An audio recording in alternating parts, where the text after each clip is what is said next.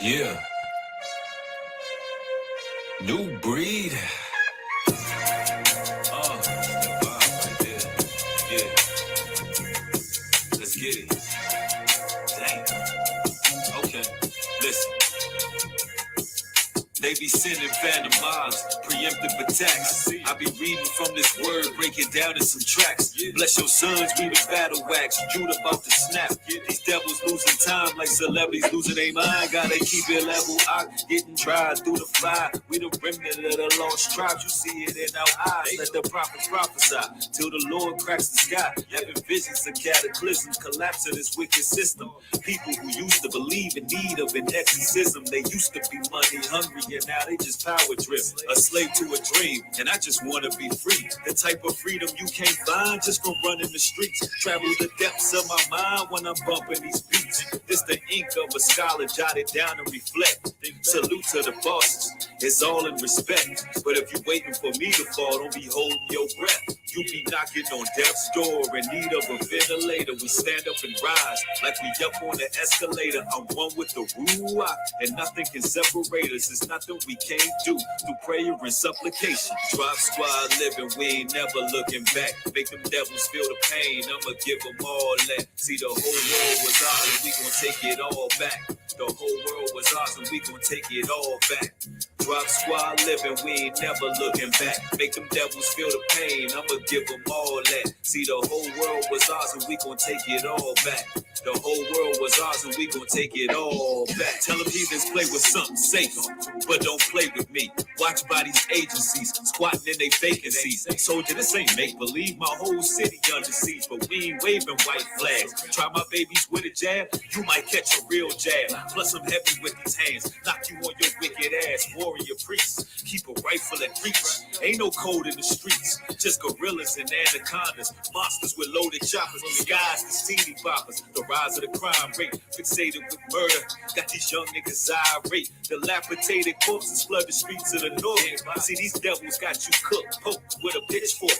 That's a downward spiral, death culture, jigsaw. I'm courageous and pissed off, cause I'm tired of being ripped off. These rappers are cowards, they ain't stopping the violence. They rich, cold, and callous, while the souls are devoured. Drop squad living, we ain't never looking back. Make them devils feel the pain, I'ma give them all that. See, the whole world was ours and we gon' take it all back. The whole world was ours and we gon' take it all back.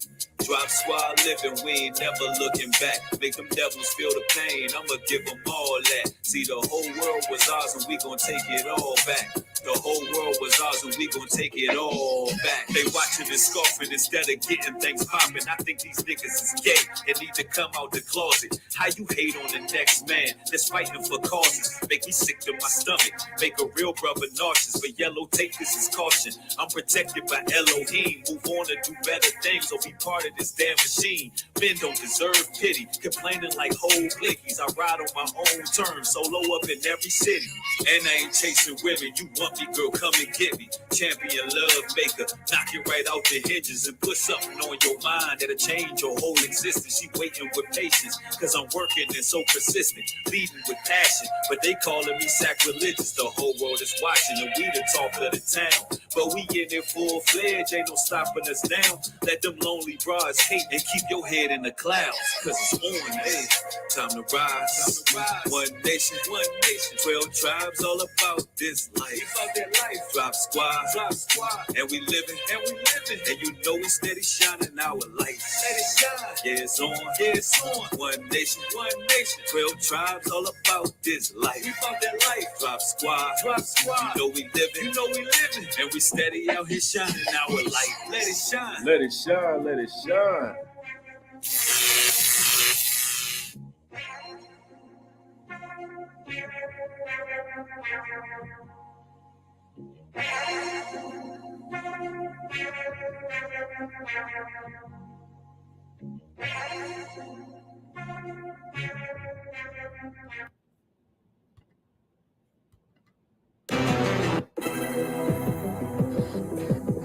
And what you need guys to understand, because what's coming, okay, it's going to take men, real men to stand up. And if you can't fix your household, if you don't have the intellect, the manosphere to control your woman. You're not that dude, bro. And I don't care who I offend, because I'm trying to save your life. Oh, yeah. And that's the type of energy that the men of the Most High are supposed to be having right now. Right now in social media with the battle of the sexes going on, one thing we must never forget is it's up to us as men to actually lead. Lead. Stand on our posts as the Most High have commanded us to do, and not give our wits to the woman. Not give our wits to the woman. And what's happening on social media is a lot of people they're pretty much capitulating, yielding, giving themselves all their energy, all their time, even resources, but not taking the leadership position needed. More so trying to appeal and appease to what is supposed to be the weaker vessel, a gift that was given from the Most High, our rib, taken from us, taken from our rib, and was a gift given to us that we will cherish and lead as a prized possession. See, as a prized possession, something that we love and care for, but at the same time, not something that we yield ourselves to. Now, we're going to be having a very powerful and impactful video today with a very special guest as well. I see brothers and sisters joining the chat pretty quick. Thank y'all for supporting already. This is you. Thanks for the $10 contribution. I appreciate it. Hassan the Prince, thank you for the $2 super sticker. I appreciate it. Thanks for the support. Kaya, thank you for the $20 contribution as well. Thank you, sister, for the support. And I want everybody to thumb the video up on their way in. Thumb the video up on your way in. Ezekiel 34:31 says, "And ye my flock, the flock of my pasture, are men, and I am your God, with the Lord God, saith the Lord God." He says, the flock of my pasture are men, and I am your God, saith the Lord. So if the flock of his pasture are men, we got to understand what righteous leadership is in every dynamic. In every dynamic. And today we're going to be talking about family, the family structure, whether it be within the church, whether it be within community, or whether it be in just modern times.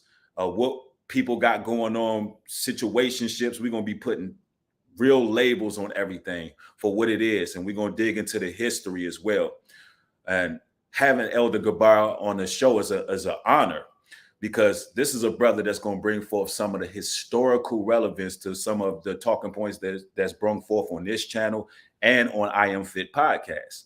But a lot of times, what I fail to do is bring the actual history when it comes to church and state, when it comes to community, actually going into the details, the influence of the Western world and how it really impacted us.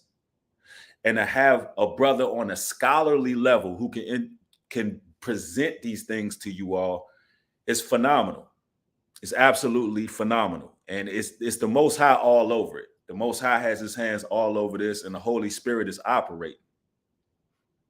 We're not only going to be talking about relationships, but we're also going to be talking about how to lead in the proper authority and in the biblical order all together, because it must be restored. If we're going to survive what is coming, as Elder Gabar so eloquently put, the biblical patriarch must be restored. And men can't be caring about what these women is saying when it comes to bringing forth what's righteous and what's true. We can't be doing that. And we got to understand what her place is and what our place is. 1 Timothy chapter 2, verse 12 says, "But I suffer not a woman to teach, nor to usurp authority over the man, but to be in silence." Yes, a woman can teach other women. Yes, a woman can teach children. But that woman is not supposed to usurp authority over a man. And listen, there's multiple ways that a woman can usurp authority over a man. It doesn't necessarily have to be her over talking, loud talking, or any of that. See, some of these women are very meticulous. They're conniving. They're subtle. They know how to manipulate. They perfected that craft, and yes, it is a craft.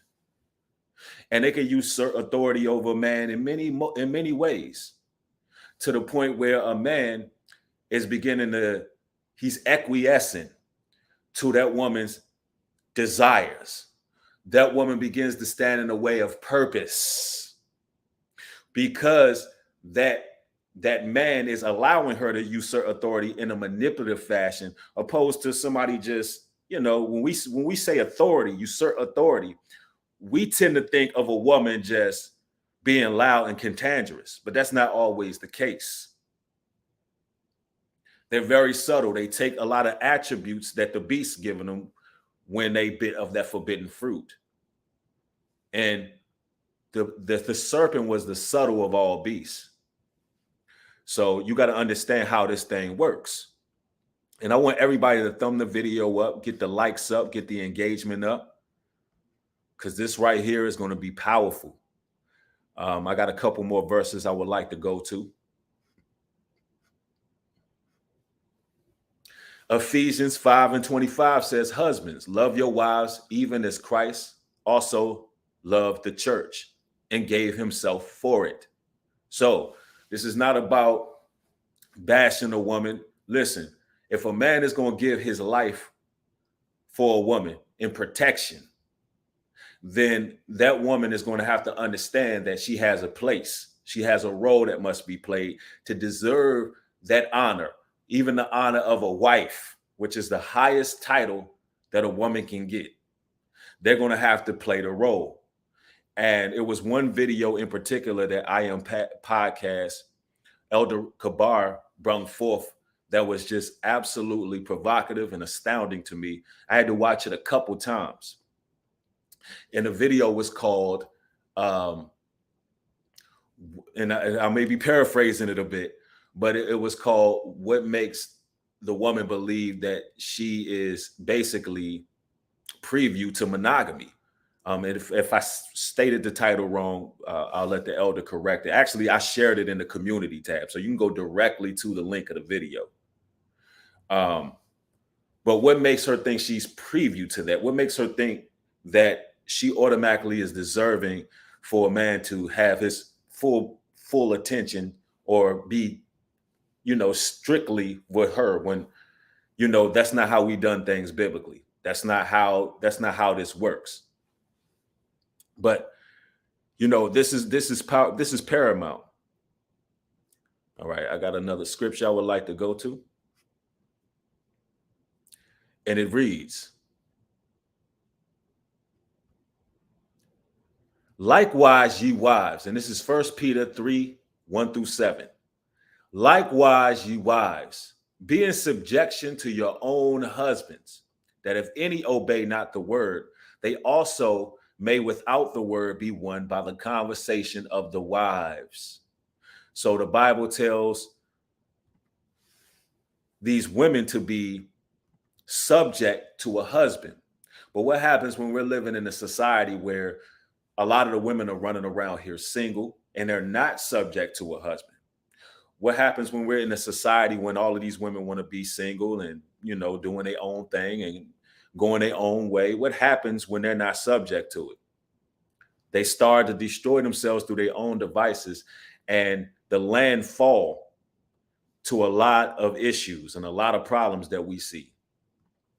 So, it also goes on to say, without the word, be won by the conversation of the wives. So even you sisters that's in the truth, even you sisters who know the Bible, what's going on, you're going to have to understand how to be chaste, modest, and win over the man that you're interested in with your subdability on the right-hand side, meaning you're more so leaning towards showing an example of a virtuous woman to win that man over. But we got a lot of issues and a lot of situations we got going on within these churches and camps, congregations, and so forth, because there's certain things that's not being taught that's biblical. But we'll get there. But what I'm going to be doing today is introducing a lot of y'all to this brother, Elder Gabar. Now he's going to be sharing his life. We're going to allow this brother to just speak freely as possible, boldly as possible. Let him tell his story. A lot of you all are aware that he was a former member of the Gathering of Christ Church. We're going to allow that brother to explain why he decided to sever those ties. And we're going to ask. I'm going to have a series of questions when it comes to relationships, and we're going to make some parallels between, history, biblical history, and what's going on in modern times when it comes to relationships, church, and state. You know what, ladies and gentlemen, with no further ado, I would like to introduce Elder Gabar. Shalom, brother. Shalom. How I'm coming through? I'm coming good? Yes, sir. You're loud and clear. The visuals are clear. High quality, high obtained. It's a blessing to have you on, Elder. I thank you for taking your time to come see us today. And I really just want you to speak freely, Elder, about who you are, your walk in this truth, your journey, and how you came to the knowledge that you're in right now. Well, thanks for having me. And I think we were reaching out to each other. I was checking your stuff out. You were checking mine out. We kind of like began to reach out for each other. It was a good thing, because when I began to kind of go into my journey, let me just put this up a little higher over here. Where am I? Yeah. My journey. Sometimes you feel alone, sometimes you feel like you're doing it by yourself. And sometimes it's scary or concerned if you're going out on your own limb and doing something that people for the last 10, 12 years don't even see you as, right? A lone wolf doing your own thing. I was like, I'm a guy that I'm a ride or die kind of guy in regards of when I'm with an organization. And it was a long time coming. So I want to kind of stuff in the beginning. I want to kind of compress it, and for where people understand, why I began to do my own thing. And I apologize for the background. I'm actually painting my house. Everything's all over the place. So, forgive me for the mess in the back. And to answer your question, I think the video that you were referring to is when did monogamy became a right and not a privilege? I think that was the title of that video. And that was the video that kind of really separated me 100% from even fans I used to have. And when I, left the Gathering Christ Church, I left officially July 1st, and I began to do let me just move this over here. I'm sorry. Some videos, and everybody, of course, was sad that I left. But I think that video, I lost all the female fans. Obviously, I lost, and I left some brothers, some fans that were brothers as well. But I kept a few, and I was expecting that. And to kind of give you guys a background about me, those that never, know much about me or never seen me before, don't know anything about my videos. I'm a man that grew up in the Bronx, in the Dominican Republic. My background is, from the Dominican Republic. My father and mother was born there, and I was raised here. I was born here and raised here, and I was born in the Bronx, and I'm 50 years old, so I grew up in the 80s and 90s, around that time. The 70s. I grew up in the 70s. I was born in the 70s. Kind of like the 80s, the era that began to kind of explore, culture, the hip hop culture. I grew up in the South Bronx with, the Zulu Nation, the Latin Kings, the Yetas. You had the different bike crews, the Crazy Pistons, the Mongos. When at that time, it's like every block had a gang or affiliation with a gang or things of that nature. So my father was a pastor. He owned a church in the Dominican Republic and also in the Bronx. And we used to travel back and forth. I used to go to school here, but all my vacation was in the Dominican Republic. So my childhood was, until the age of 13, it was like my vacation was Dominican Republic. My school was here in the States. So I kind of grew up in a bilingual kind of home. I spoke Spanish in my home, but I spoke English in everywhere else. And around once my father died, my mother continued going to the church and continued going to the Christian church. Around the age, I would say 16, 17, I began to kind of rebel, as most kids do. And I began to read the Bible for myself. I didn't really understand too much, in regard to the Hebrew Israelite concept. I grew up with the tradition that, God went to the Jews first.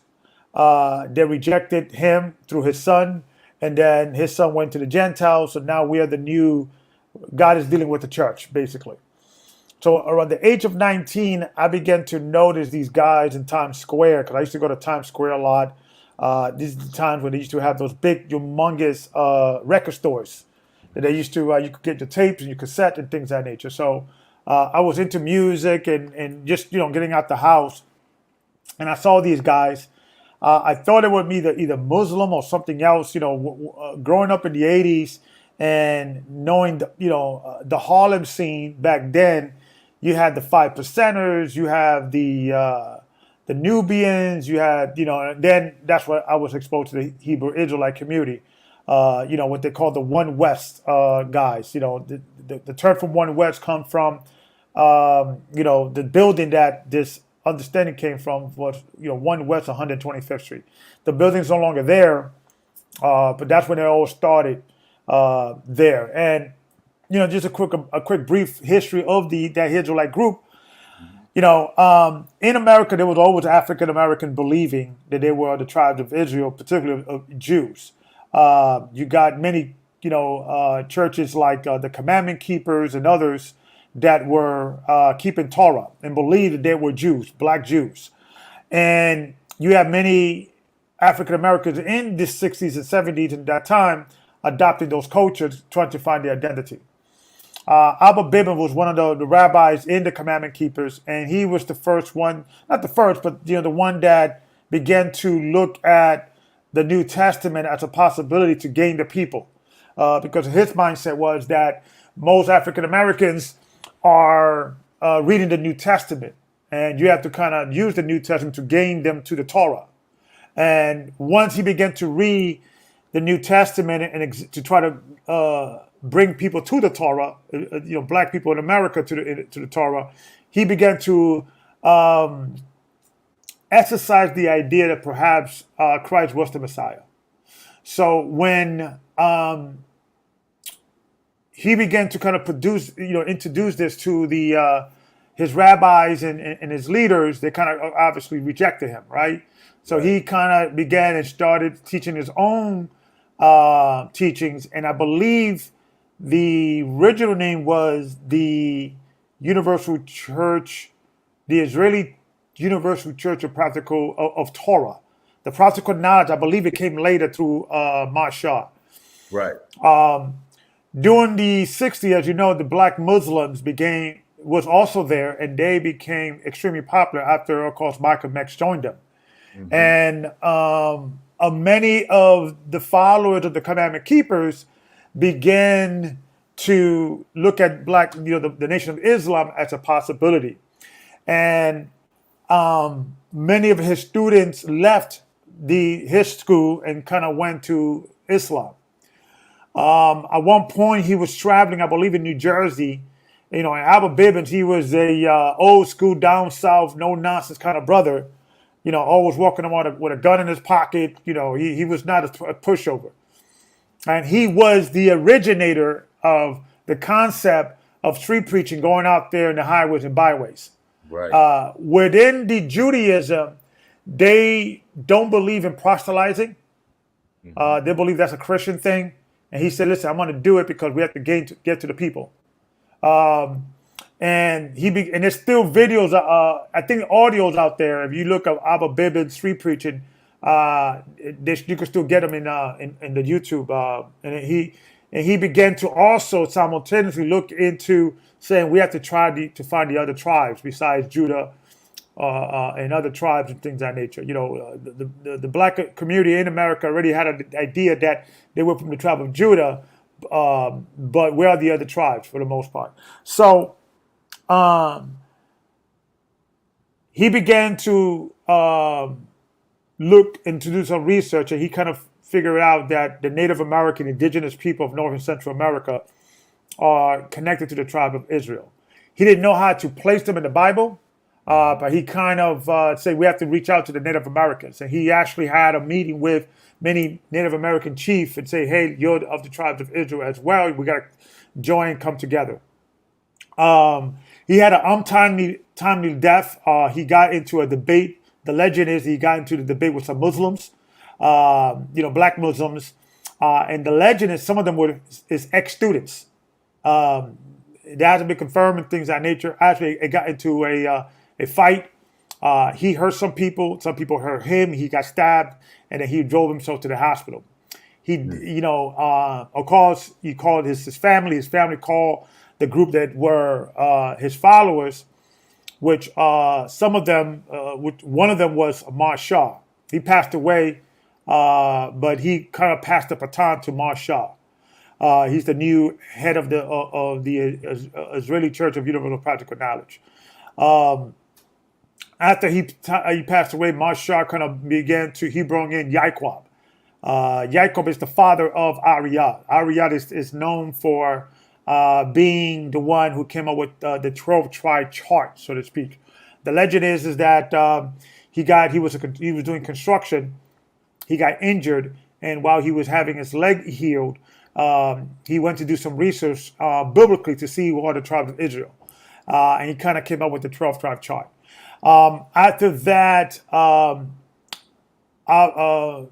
Marshall began to bring in other people called Marshall. He became one of the elders, Ishaya, Yaquab, and others. It was the seven heads. There was a split, I believe, in 1985. I joined in 93. I began to listen to them in 91, 92 in the streets. I officially joined in 93, late 92, early 93. Okay. But it was a split between Marshall in the church because there was a power struggle, and then he kind of took these people that wanted to go with him, and they started the House of David. I stood obviously with the ISUPK, and I eventually left them in around the year 2000.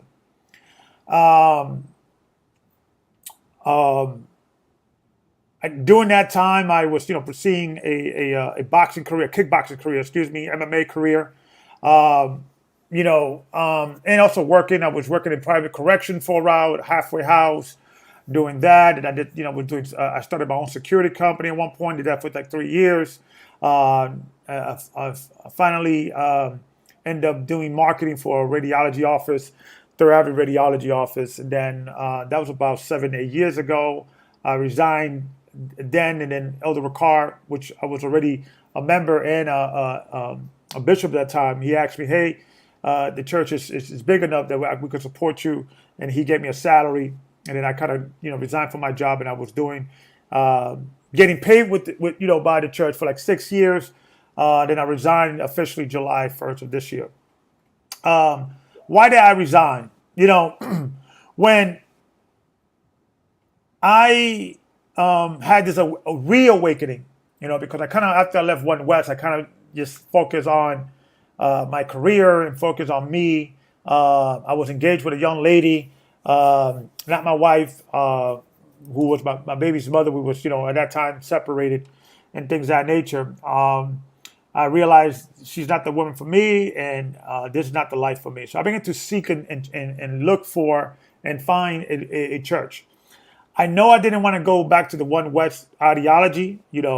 I didn't want to go to the hatred and the white men, the devil, and all that nonsense, because I've already, even before I left in the year 2000, by 98, 97, I began to look at the scriptures, and a lot of things were not lining up with these elders were saying. But because they were the only place that I could get some knowledge, I stood there in the hopes that God eventually would change their mind. And after the year 2000, once I left, it just got worse. You know, the guy, what's his name, Tatsadakia, he was claiming to be the Holy Spirit or the God sent Comforter. He declared that like in 2001. I was already gone. 2002, I was already gone, and it was a really embarrassment thing to see, because although I was done with the hate and done with, you know, a lot of doctrinal differences that I was not really going to go, I didn't want to go back to. I thought that church was smarter than that, to allow this guy that actually was, like, I think a year younger than me. I think he will be 49 today. And I remember when I was coming in, he was a young man as well. You know, he was an up and coming soldier and things of that nature. For him now to claim that he's the God sent Comforter, and for like Ariyah, who I look at that brother as a father figure, Ishaya, I looked at these men as father figures. And for them to allow this guy to creep in and take over the church like that, it was embarrassing. But that was, you know, I kind of washed my hands off of that, and I appreciate that experience, because it did taught me discipline. It did talk to me, you know, the trooper program was, you know, something that you have to be there Sunday morning at 8:45 in the morning, and then you do martial arts, and I already did martial arts. That was my life, so that was easy for me. But, you know, scriptures and learning, and you have to take 3 major tests to become like an officer and go up in rank and things of that nature. And so it taught me discipline, and it taught me, definitely kept me out of trouble. Absolutely.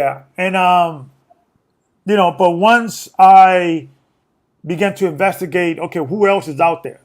There got to be a Hebrew Israelite that is not dealing with hate and things of that nature. I was dealing with a group, I forgot their name, that believe that the 12 tribes of Israel is everywhere. You can't go by the flesh, you got to go by the spirit. So if you're a Chinese, white, African, it doesn't matter, Arabic, if you keep these commandments, you must be an Israelite. I didn't really agree, because there was no Bible-based narrative to teach that necessarily, but it was the next best thing. So it was a small group. We some of them came from the One West, other them did not. They used to kind of have like a little home setting. Used to go to each other's home and read the scriptures, and I was rocking it for a little bit. When I came across Ricard, and there was a lesson, and the major lesson that most people see Ricard for the first time, especially at that time, it was the 12 tribes found, the lost 12 tribes found. This is when he was with Zaya Nash. You know, this is before a lawyer. So when I saw that video, it was on point, and there's 2 things that struck my interest: that he began to explore the 12 tribe chart and include other people. Like the Aboriginals of Australia, and also the islanders, people of the Samoan Islands, which I always felt, even back then, that they were our people. There was a connection there. Right. But I didn't know how to prove it. So that piqued my interest. And also another thing that piqued my interest, a thing that I used to, didn't believe there was sound doctrine, is the baptism. Christ got baptized. Christ introduced this new ritual understanding of being baptized by the water, the Spirit, and fire, which is the final judgment. For us to not enter into that ritual cleansing, although the actual physical water doesn't cleanse your spirit, but it's something that Christ did, it bothered me, and they just dismiss as Christian and not biblical based. Right. So once Elder Ricard also, began to teach the baptism, I was like, okay, this guy's different. And then once he began to say, hey, we have to also teach the Gentiles, because there's going to be a group of people that God is going to pick. That also piqued my interest. Like, okay, this guy gets it. He's not dealing with that dumb hate, and he gets it. So I reached out to him in 2009. We began to talk. And I didn't join right away we began back and forth and going back over scriptures and kind of making sure that all we align with all the doctrines and things of that nature. And um, there were certain things that I know we were discussing about John the Baptist being Elijah, whether it be in the spirit or literally. And I believe there was more a literal sense versus a spiritual thing. But now I could take it or leave it. It's not that important. It wasn't that heavy. Everything else we agreed, salvation through, understanding the baptism, teaching the gospel to everybody who listens, and expanding upon who's the children of Israel. And even now, the 12 tribe chart that GFC has, I believe it should be expanded. I believe that each tribe should have a separate chart because there's so many people that it has to be expanded. You understand? You got many of the Judah that are still on the West Africa. We have to add them.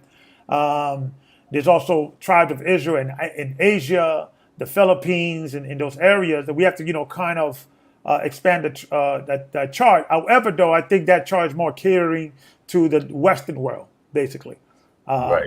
But it's a pretty good start, I would say. And after that, we began to talk. At that time he was in Philadelphia.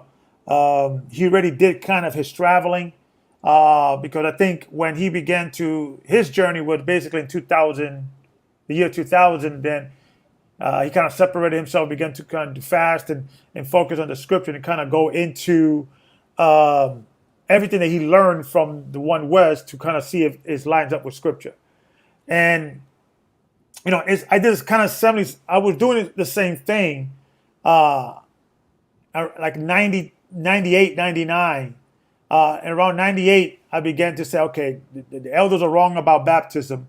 Around 97, I knew that they were wrong about the year 2000 because they believed that Christ was coming before the year 2000. And they was using the book of Isaiah, Zechariah. One West, yeah. Okay, under One West.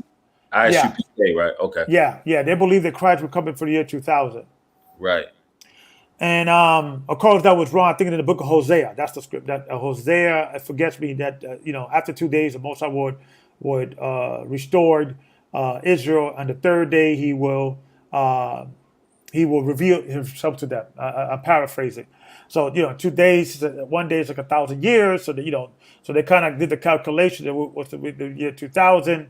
But the mistake was that they were using the Gregorian calendar. They was not using the Hebrew calendar because the year 2000 should have started in the springtime, not in the winter. So there was some error there, which in 98 I began to do some research, and I was exposed to the Enoch calendar even back then.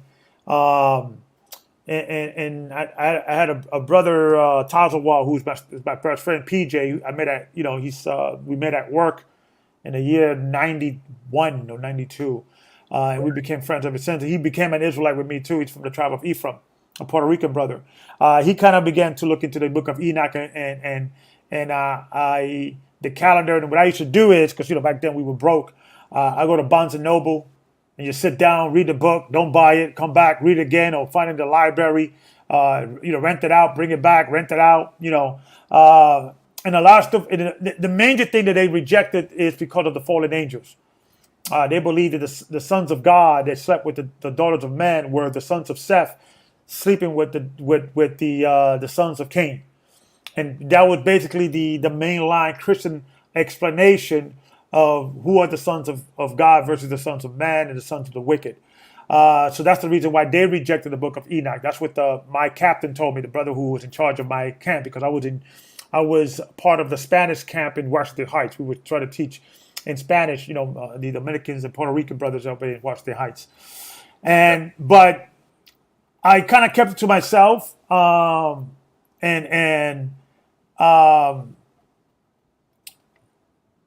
So I just left it there, but I just said, okay, I'll leave that there.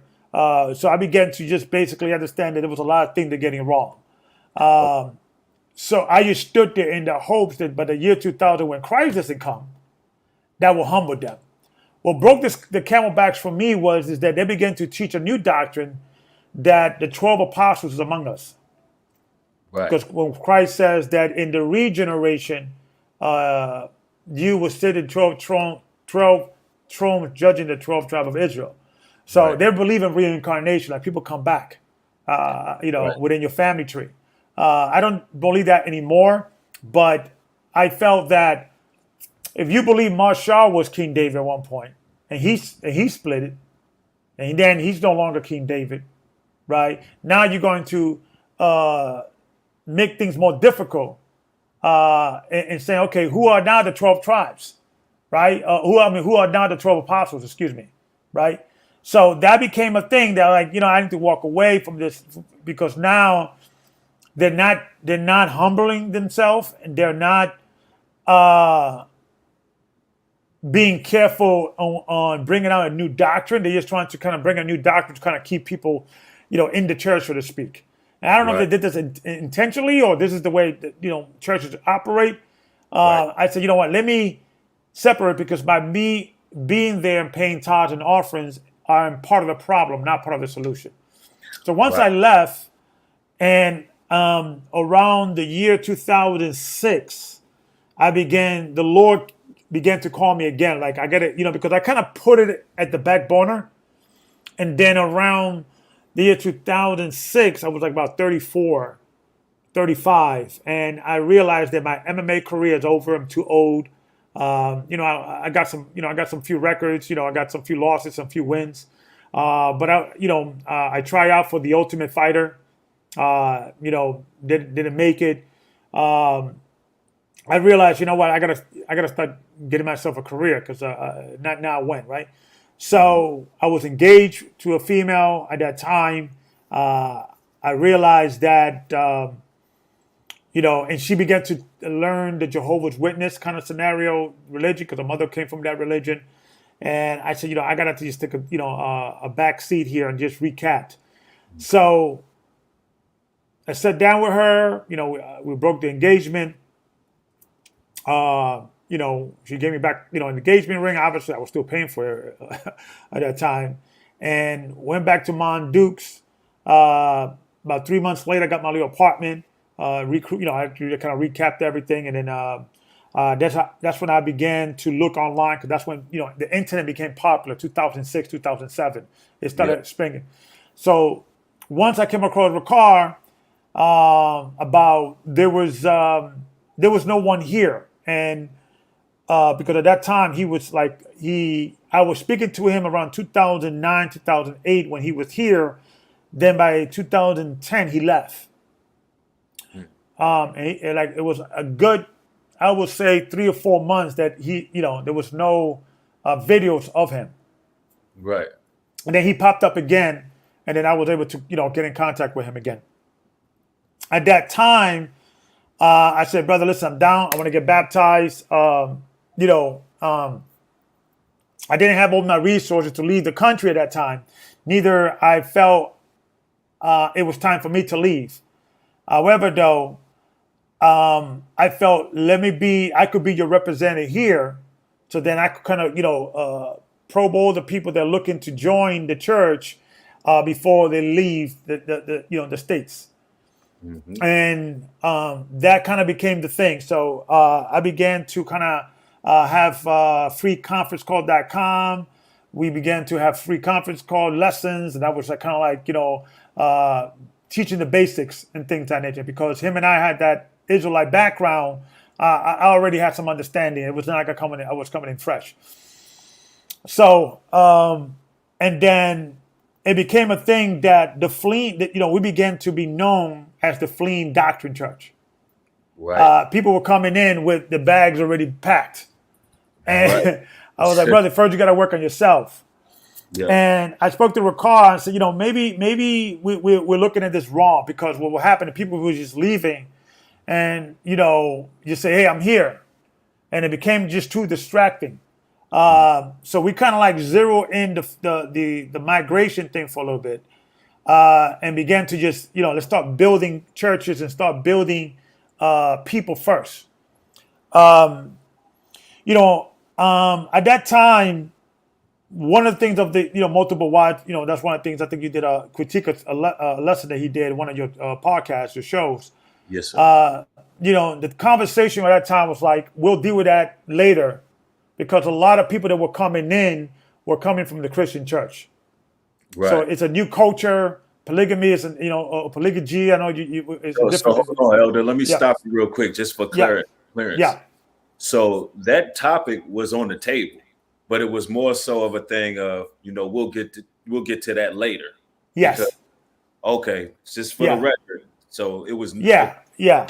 And it's not that he's against the scripture. It's just, it's one of those things that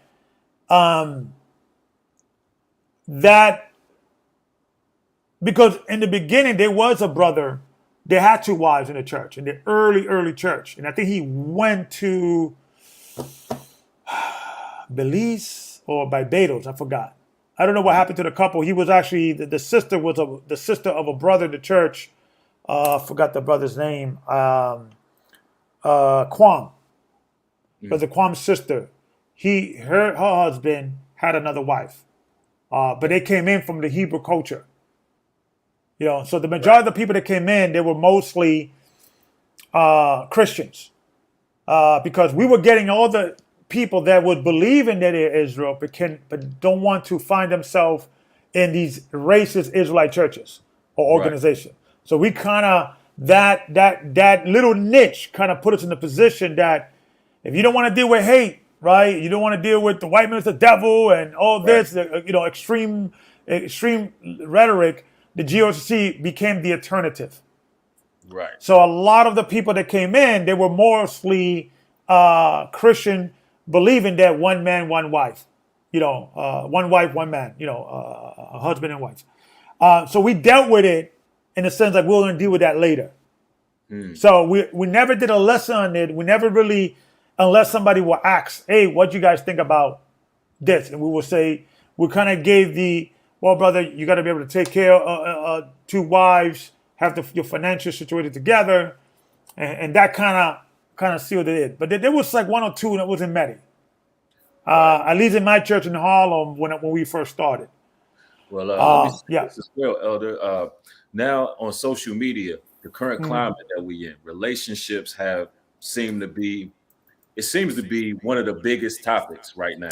I mean, Yeah. when you look at the rise of the Kevin Samuels, just a few people. I mean, we can list them on and on. Yeah.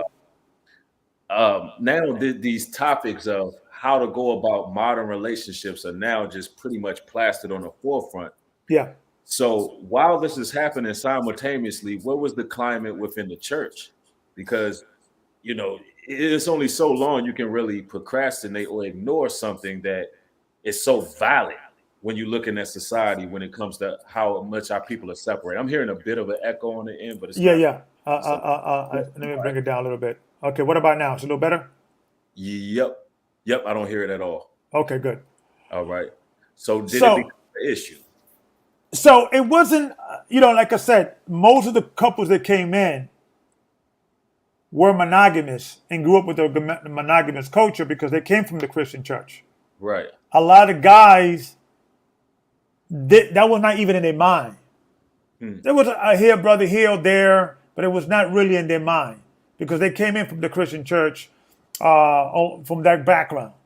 Okay. It became a problem later, though. And I'm going to That's get into that. And it right. became an issue later when the church became popular, became, I think we had about 34 churches along the United States, not counted in Canada and other places in the world. I don't know what the number is now, but it was getting big. It was and I was kind of like the guy, because I was in the United States. I already knew all the guys that were in these different states. Some brothers began to come back from Egypt and things of that nature. So I was able to utilize some of the brothers like Brother Alam and others, Lamal Ahab and others that was with the elder even before me. So we established the church, of course, in New York, Texas, the church in California, the church in North Carolina, the church in Florida with the Thanazar. He was originally in Egypt. He came back. So that's when it began to grow in a high number. Right. And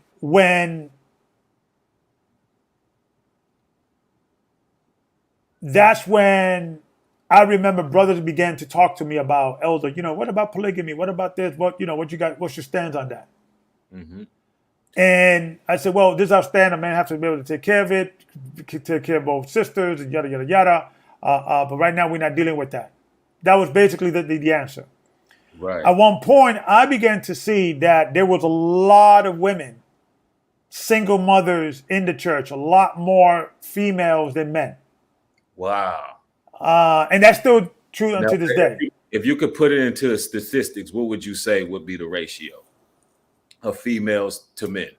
65, 35. Oh, wow. That's 65, 35. So, yeah, that's quite interesting. So what kind of issues did you see because of that enormous separation or that enormous people began to marry within the church after a while. So that kind of began to, because there were single brothers too. Right.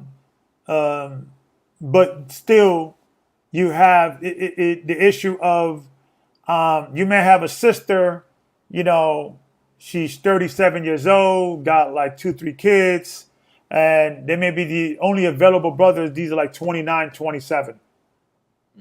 He wants kids, so he wants somebody younger. It's always those issues. That most of the guys in there, hold on 2 seconds. Can you hear me? Yep, you back. They just try to. I want everybody in the stream to thumb the video up. You back, Elder. I'm not sure what just took place, but I want everybody to thumb the video up. Okay. Put a 1 in the chat if everybody can hear us clearly. Yeah, something happened where it kind of froze for a moment. Okay. Right. Everybody's back in. Okay, we good to go, Elder. As you were saying. Yep. Okay. And so at one point I began to talk to Elder and say, hey, recall, listen, Elder, we need to look about this, Isaiah chapter 7. Isaiah chapter 4, verse 1. And we got to talk about, introducing this thing now. And he just keep giving me the same story. No, we're not the time. At one point he told me, Gabar, I don't think women will ever accept that in the West. So he kind of like just accepted that way. And I just left it alone. Wow. But yeah. Yeah. And, what you need to understand is that, and this was our mistake, I think. This was our mistake as a church. Because we began to try to distance ourselves from the One West identity and image, we began to introduce more Christian traditional things like the choirs and praising and looking more friendly, family friendly. Right. And however, though, when you start a church with a monogamous values and standards, it's hard to turn it back. Yep. And that was I think his mistake, that we should have accepted right away, promoted as an option right away, and tolerated, and sisters that didn't want to deal with it, let's let them go. Because usually with polygamy, this is usually what happens. And I can, coming from the One West Church and being part of GOTC, I kind of see what usually happens. When the One West brothers that they accepted multiple wives, but it was usually the ratio was like 60% men, 40% women. Mm-hmm. You understand? So, right. Although you want another wife, you don't have a lot of women to choose from, because not a lot of women would join a church that would deal with the multiple wife situation. So it kind of balances itself out. If you have, you could marry you could have multiple wives, but these are the ground rules how you could do it. She has to be a believer. She can't be a pagan. You still gotta, give the honor to the parents and say, hey, listen, I'm going to take her as a wife and things of that nature. These are all biblical based. What's going to probably happen is that that's going to make the women that are there are going to be the women that really believe in the scriptures. Exactly. Because if a woman would be able to accept polygamy, I know you pronounce it differently. So it's all right. We understand. Yep. Right. So so that is really the best situation. And usually what happens is if you have the 40% 60 men, 40% women, or what have you, or 50-50 or 55-45, that a man probably will come in with either two wives because maybe he was a Muslim or whatever, he converted or what have you, and they had successful marriages in One West. I knew personal brothers. They had two wives, and they were on point. They got along. They had kids. So Right. it's a myth that it doesn't work. It's up to the individual, up to that family. And you had some that didn't work. So it's the same way. With monogamous relationships, some work, some don't, right? Exactly. My best friend Taja Ward had two wives. Right. I had two wives at one point, but we didn't live together. Shout out to Hilda. It was a Dominican sister and things of that nature, and then my wife now. And then I dealt with both of them, and it was known. Right. Elder, so just so the audience is clear, it wasn't a matter of Elder Ricard not knowing that this topic is biblical and that the principles are righteous. It was more so business. It's like, no, this is business. And that kind of stood in the way of actually bringing forth the entire gospel, the entire truth. Yeah, and then once it becomes a necessity, which I believe it does, when you have single mothers in the church waiting for a man, and what happened is that a woman will try to bring a man from the world, convinced that he's a Hebrew Israelite, you got to keep the commandments. She's been in the church for 5 or 6 years, been to the academy 5,000 or 6,000 times. Usually the balance of power doesn't really work out well. You understand? Right. So,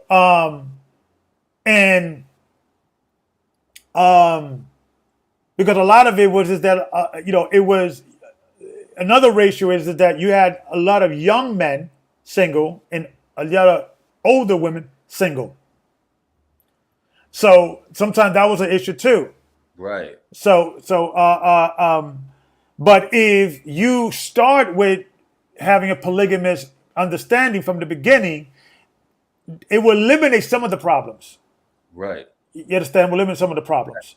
Because let's just say you are a 29-year-old brother, and there's a sister who's 35, 36 or whatever with 2 kids, but you know that you could have another wife. You could probably take on a woman who's older than you, and that most of the men around her age are not already married or there's very choices to pick from, right? Or if you have a brother who is around her age, because I always recommend sisters to marry men older than them. At least 7 years, 5 years, even 10 years older. So if you have a sister who is 35, 2 kids, and there's a brother there who's 45, already has a wife, right? He could take her in as a second wife and become a father figure to those kids, right? Yep. So polygamy would have fixed a lot of those issues and things of that nature. Right. So let me ask you this, as an elder, what type of issues had that caused for y'all? Because I can only imagine with all of these single women, I can see, elders and leadership becoming surrogate husbands pretty much because these women don't ahead. That became a problem. I did a lesson years ago on that subject. And I started the lesson with, I need to apologize to all the brothers or the husbands here. I've been spiritually fornicating with your wife. And it was like a silent, but then I explained that I'm no longer taking, women used to call me elder, my husband now, we having a discussion tonight. Well, just to, have them call me, but then they'll keep me on the phone and keep asking me questions. And then before you know it, it's like 45 minutes I'm talking to them. I cut that off. This was about like a good 6 years ago, 5 years ago, because it became a thing that I became the third wheel in that marriage. You understand? Right. And every single time when I used to call the brother, it was a totally different version what the sister told me. She literally used to leave out certain details. Well, sis, you didn't leave me this. You didn't tell me that. So I cut it off all completely. That if you need family counseling, talk to your husband and have him call me. But 9 times out of 10, the family counseling is that the woman doesn't want to listen. And then they get into arguments, and then they need family counseling. You know, that's a no-brainer. You don't need a counseling for it. You have to just obey the commandments, right? Wives, obey your husband as unto the Lord. That's it. What you want me to tell you? Exactly. So, you know, and that's when I began to start. I felt the same feeling I was feeling with One West around 96, 97, 98. That, okay, things are wrong here, but I'm going to put it in the hands of God and hopefully it will change. Right. But then when I realized then that it's not going to change, that I'm becoming part of the problem, it was some few years later that certain things happened behind the scenes that I felt that Elder didn't deal with it properly. And I felt that it was time for, you know, for a church this size and this size and so many people dealing with so many issues, the buck cannot stop with one man. Right. Yep. I believe that there were too much, because you have the church, right? And you have Elder, you know, he deals with the academy, but the church is a separate entity that you got the officers, the bishops, the deacons, the regional elders. And the regional elders, our job was to go and visit our region to make sure everything is fine and deal with counsel. You were the whole East Coast region, correct? I was a Northeast region. Yeah, Northeast region. So okay. I oversee 11 churches, including Puerto Rico. And at one point he wanted to give me Canada, but I didn't want. I felt, you know, give it to someone else because it's you know, it's overwhelmed and things of that nature. So, but when it comes to certain the administration, I think the problem was that him and his wife was kind of making no decision.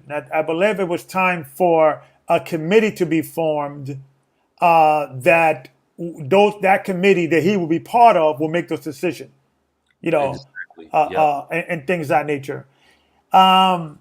There were certain things. Go ahead, you had a question? I didn't mean to cut you off. No, go ahead. You were saying?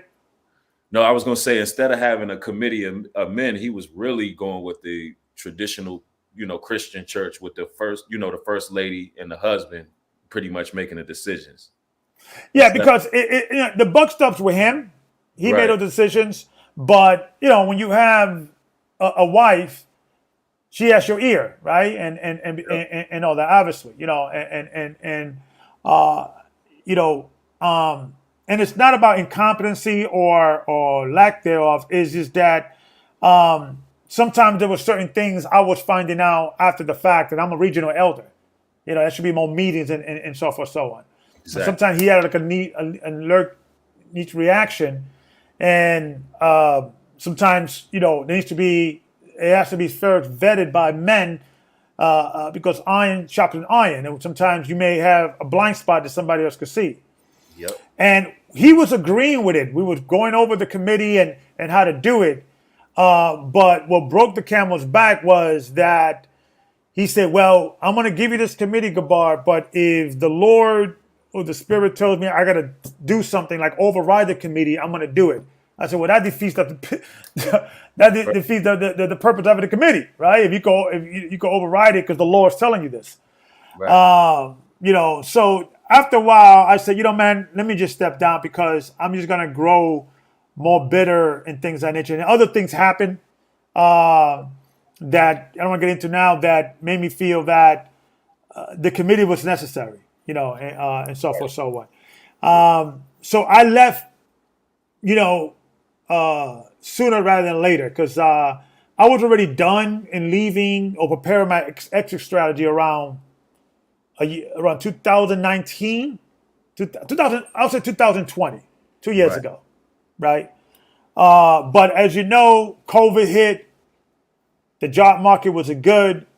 I was saying, well, let me just wait until everything, because I was doing marketing in a radiology office, dealing with doctors and medical facilities, and I didn't want to get the vaccine or deal with that issue.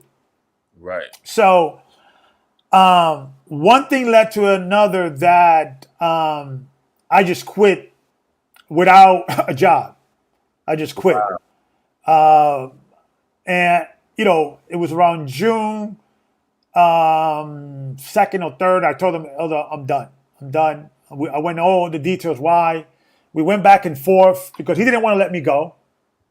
Right. He was, maybe thinking this would blow over.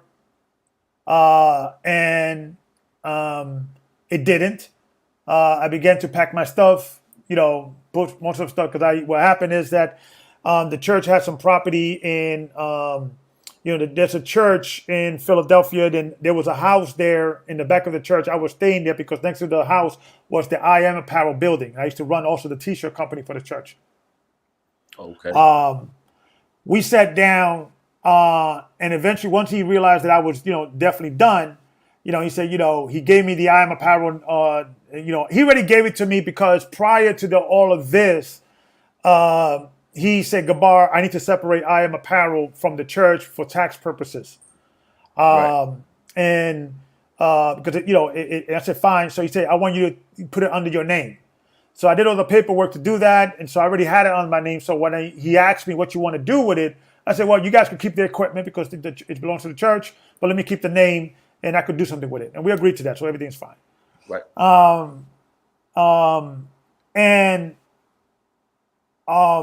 When I began to speak I left the church, there was a video called This Is Not Goodbye, This Is Hello. Kind of saying my goodbye to the church, but saying, hello to the new Gabar. I could speak my free mind and things of that nature. Right.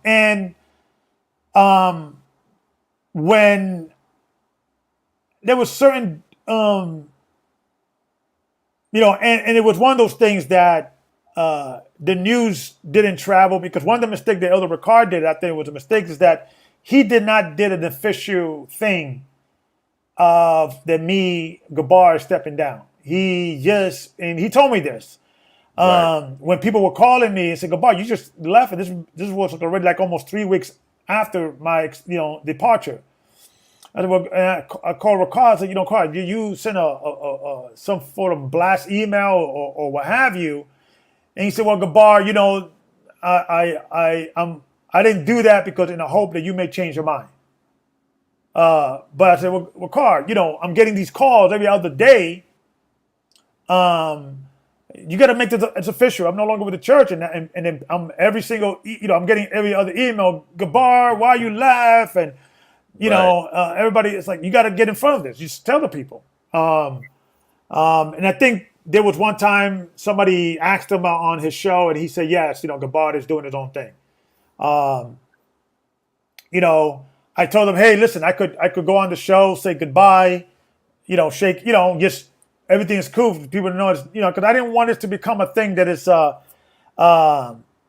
becoming some form of stumbling block for the people. Yeah, exactly. But what I realized is that, when you speak your mind, you're going to offend somebody, right? Yeah. And then the thing that really kind of broke the camel's back is this whole multiple wives thing. When, I did this lesson, and I did this intentionally knowing that I'm going to piss off a lot of the women of GOCC. Right. Because those are not the women, with all the respect, I want to rock with. That's fake. I'm not dealing with because I could respect a woman and she say, listen, yes, this is biblical understanding, but it's hard for me. Give me some time. You understand? Right. I can respect that. I may disagree that you gotta go 100%, but I could respect that. What the women were doing is say, oh, that's not biblically sound and things of that nature. And I think the reason why is because since the leaders were not getting these women ready, they began to look at their own understanding. And then once I began to talk about this, they began to try to teach me. It ain't gonna happen. I've been doing this too long. I've been teaching more than some people been alive. So, and I think that was a mistake. And I think I saw some of the video that Ricard did on that subject when he began to talk about it. Yes. And I think you tweak, and he kind of doubled down on the situation, right? He kind of said, he said what he said, and I think this is my opinion. What's going to happen? That the same thing that's happening to Christian churches today, that men are not showing up, and that you have, single women, old women in the church, right? And the only old men and old women and no young people. And maybe, 30% men, 75% or 70% women. That's what's going to happen to GOCC, my personal opinion, if this trend continues. I agree. And especially if now in the male stratosphere that they are attacking manhood, right? This is the time that now we have to address this, because this is going to separate the men from the boys and the girls from the women, right? Absolutely. If you're going to be about this life, you got to be about this life, even the stuff that makes you uncomfortable, but that's his problem. That's his issue. That's his baby. He worked hard to build that church. I'm no longer involved. I wish him Godspeed, but I'm doing me. I'm doing what I feel is right. And what I think works for me is that I think churches, the way it's set up now, is something that is not working for this reason. Hurt people or damaged people usually seek salvation in religion, naturally. And the people that are the broke and hurt the most are women. And weak men, unfortunately. Not to say that every man in the church is weak, right? We got some strong warriors in GOCC. I'm not saying that's not the case. But you also got a lot of men that have been brainwashed, raised by women, by their grandma, their auntie. Didn't have a man to correct them when it's time to be corrected. That emotional soup of single women and men that were raised by women is not a good formula. So try to then fix a problem after the fact, broke people after they joined the church, by doing lesson, but not establishing tough rules, right? If you break the law, you're out. If you do this, you're out, right? And because in the church you deal with the concept of forgiveness, which is true, and patience and all that, it becomes a rotation door of scenario of bad relationship coming into the church. We're constantly counseling back and forth. It became a situation that I was counseling certain couples like 6 or 7 or 8, 12 times, and they were not getting better. I had to stop. I had to. It wasn't getting better. Most of the counsel and the offenses were marriages. So I began to say, okay, for me, maybe somebody else, I don't have the patience for it anymore. It doesn't work for me. I don't think it works. So I think what works for me is to first build single men, a private club, a private organization for men to uplift men, to become men that they will not tolerate certain things. See, in the same way as polygamy should have been something that it should have been practiced early on in the GOCC to vet the weak women. Men got to live their life now. I'm a polygamist. I believe in multiple wives from day one, and be ready to be single for a long time until they find that right one. That's why semen retention got to be something that has to be promoted. Focus on yourself, that you are not enslaved to your penis. Because what happened is that once you in a situation you want to find the right one, it's only a matter of time till your penis gets hard again, and it gets hard. Let's talk about it. We're all men here, right? It's only a matter of time to get those biological in God, how God made you is going to kick in. So it's only a matter of time. So if you start mentally say, okay, before looking for a woman, let me first master my loins. There is no longer a distraction. So I could find a woman with a clear head. Not rushing, not, because sometimes men would, because women got to control the axis of sex and men control the axis of relationship. So here you want sex.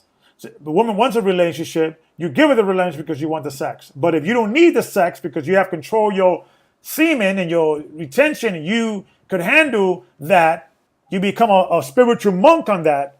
You know, I call it going Enoch. You're not distracted.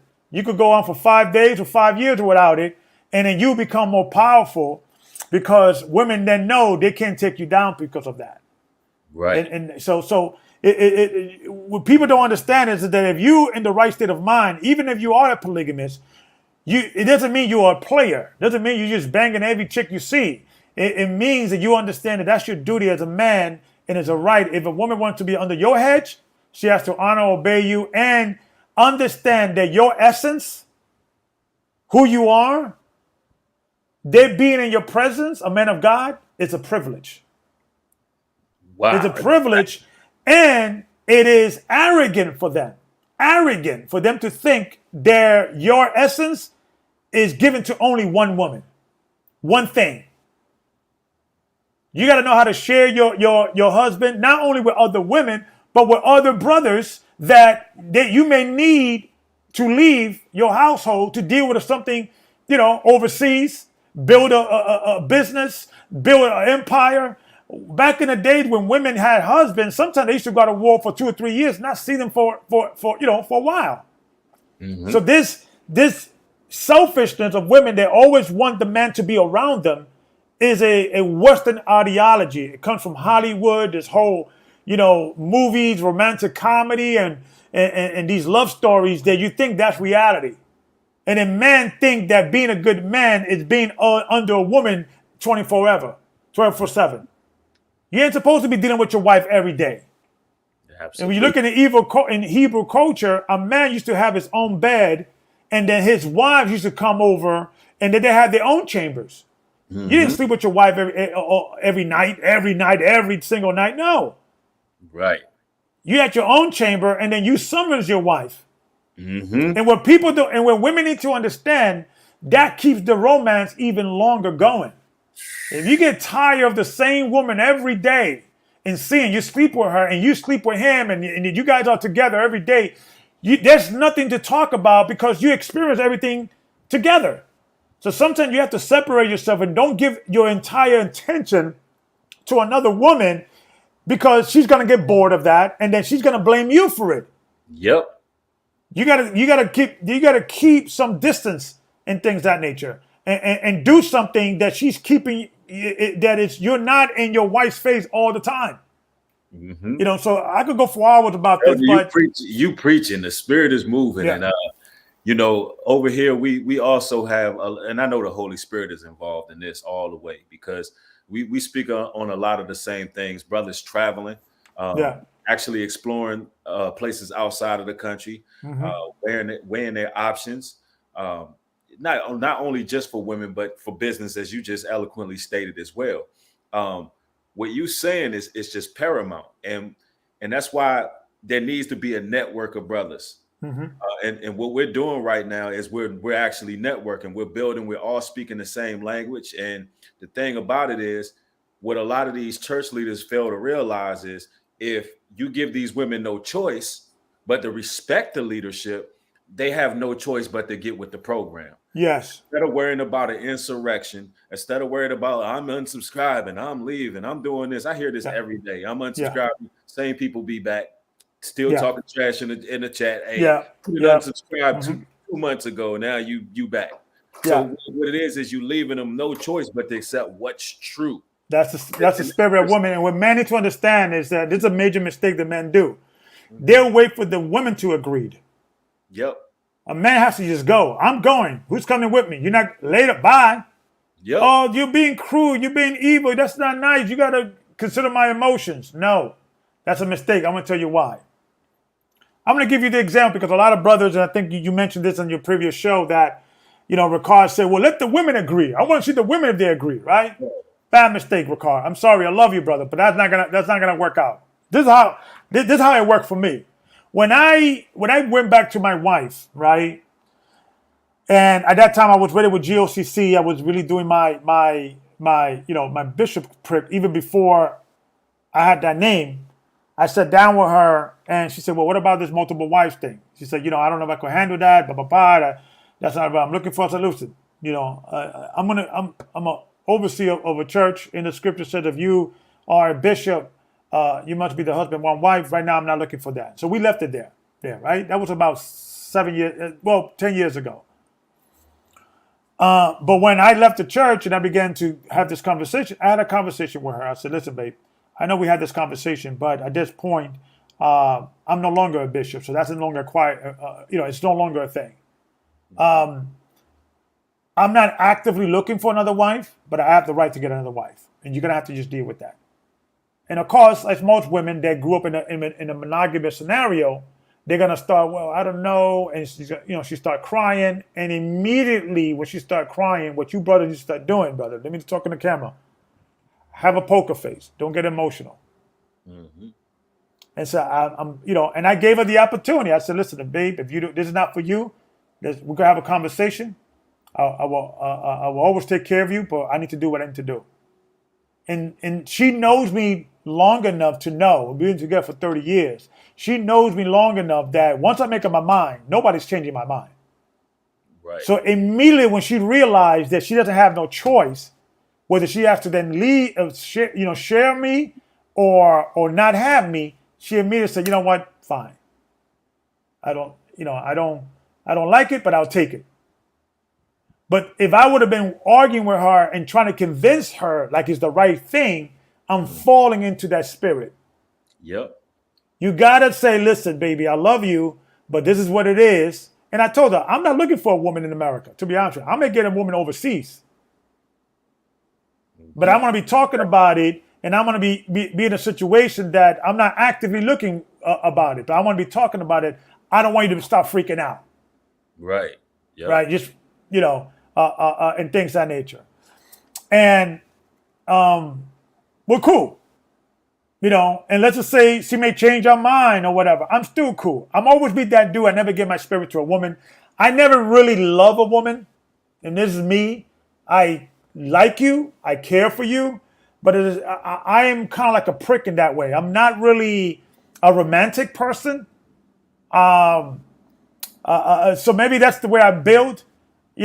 I could fall in and out of love with a woman very quickly. I've never been a person that, I have been in the past that there were certain women that I really liked and I wanted them to stay with me and vice versa, but they didn't want to, deal with certain things that I want to deal with. I had to let them go. Yep. Because I knew there was always another woman around the corner. So I never been a guy that, I have women that cheated on me. I was never a jealous type. I just break up with them. That's what you want to do, do you. I never been a jealous type. If you could find something better, good. Knock yourself out. But right. I ain't going to be chasing you, crying, why you left me, this and that. Because I never had a problem finding a woman. So it's never been a thing that I never want to give my heart to a woman that deep that if she doesn't longer want to be with me, I'm going to be all discombobulated. That's just me, the way I'm built. Exactly. So, that's who I am. And I told her, that's the farthest I could give you, baby. That's the farthest I could give you. That's just what I'm built. And she understands me. She rocks for me. And I told her, I'm never going to leave you. And if you can't accept this polygamy situation, I'm always going to take care of you. As long as you don't find another man, let him take care of you. Yep. Then I'm good. And once a man operate that way, this thing's what happens. You become more attracted to that woman because confidence is very attractive to a woman. The fact that you are willing to lose her and even say, hey, maybe you could find somebody else that could give you what you want. Yep. Immediately she's going to be like, oh, snap. It's not going to rock his world if I leave him and go with somebody else because he's mentioning it. So automatically it's going to bring up your stocks much higher. Mm-hmm. You got to be in a situation, even if you have kids, because I got kids with my wife, right? That take it or leave it, and don't even get angry about it. You don't have to shout and get this. This is who I am. Accept me how I am, and I'm not budging. And women give them the choice. Exactly. And if more men start doing that, and throughout America, throughout the world, especially within our community, they will get better results. I believe. But you have to be willing to lose the woman for your principle. Yep. And they will always come back. Absolutely, fellas. Stand on your convictions, stand on what's true, and stand on your biblical rights as well. Right. I know you said you got 2 hours for me, so I did want to open up for questioning. My other PC was acting up. I know we was a little late because of day, so I could stay all day. I'm not going to do the show tonight because I got to fix my computer. Okay. I don't know what happened, so I'm all yours, man. So whatever you any questions? Okay, cool. The time is yours. Okay, great. Because when you were speaking about separation, divorce is a big topic of discussion that comes up often on this channel. Especially when you go back into the Old Testament and how brothers was writing up those divorce letters.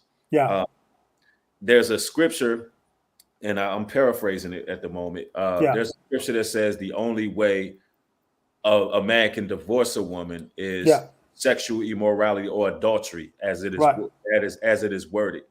And I think it's fornication. Fornication would be the proper term, fornication. I would like you to elaborate on what that means, because a lot of times people, they believe that the only way a man can leave a woman is she physically deals with another man. Do you care to teach? So when you look at the law, right, when it was established, right, the law was if a woman lays with a man, that's her husband. Mm-hmm. And if she commits adultery, like lays with another man or beast or woman, right, outside of her husband, they will put her to death. Mm-hmm. But there was no law to what to do with a woman in regard of a bill of divorcement, because the only ground for divorcement, there was no ground for divorcement, because if she commits adultery, they will kill her. Right. She's dead, so this is no longer a problem, right? Now go ahead. Everybody understand what he just said. If that woman would have stepped out, there was no divorce because she would have been stoned according to the law. Right. So that automatically right there shows you that you're not. A lot of y'all are not interpreting that scripture correctly. Now I'll let you proceed, though, Elder. There was even a tradition, and this is expounded upon in the Book of Jubilee, that. You remember when Moses killed the Egyptian because he was beating a Hebrew? In the Book of Jubilee and other records, it expounded upon that. The reason why he was beating the Hebrew is because that Hebrew was confronting that Egyptian, because that Egyptian was sleeping with his wife. Right. And what happened is that when Moses saw that, and things of that nature, Moses, killed the Egyptian. So it wasn't like they were arguing over something. It's like the dude was like, "Yo, you're sleeping with my wife," and because the Egyptian was his superior, right, he couldn't do anything about it. So that was actually a righteous kill, right? But other records expound upon that. But when you go into the Book of Jubilee, and she was being raped by this guy. Mm-hmm. Okay, so within the Hebrew culture, if your wife is defiled, even by rape, of no form of your own, and this is also recorded in the books of Kings with King David, that you no longer touch her, because once she's been touched by the man, although you still take care of her, mm-hmm. but you no longer lay with her because she's been defiled, regardless of whether people agree or disagree. That was the tradition of that time in ancient Judea and the time of patriarchs. Even David, when you look at the scriptures, when David, I think he had the beef with his son. Remember, his son went against him. Mm-hmm. And his son took 10 of his concubines. And he lay with them in the roof of a house to mock his father. Eventually, when David read, and I believe there was a war, and one of David's general actually killed his son because his son was being pursued by him, and his hair got caught in the tree, and then they killed him, right? And then David regained. He rescued the 10 virgins, the 10 concubines. But when you go into the story, he did not sleep with them anymore, but he took care of them for the rest of their life because they've been defiled. Right. So But what if your wife is disobedient, right? So that was the thing that came in within um, the argument with when they came to Moses, like, hey Moses, you know, my wife is not listening to me.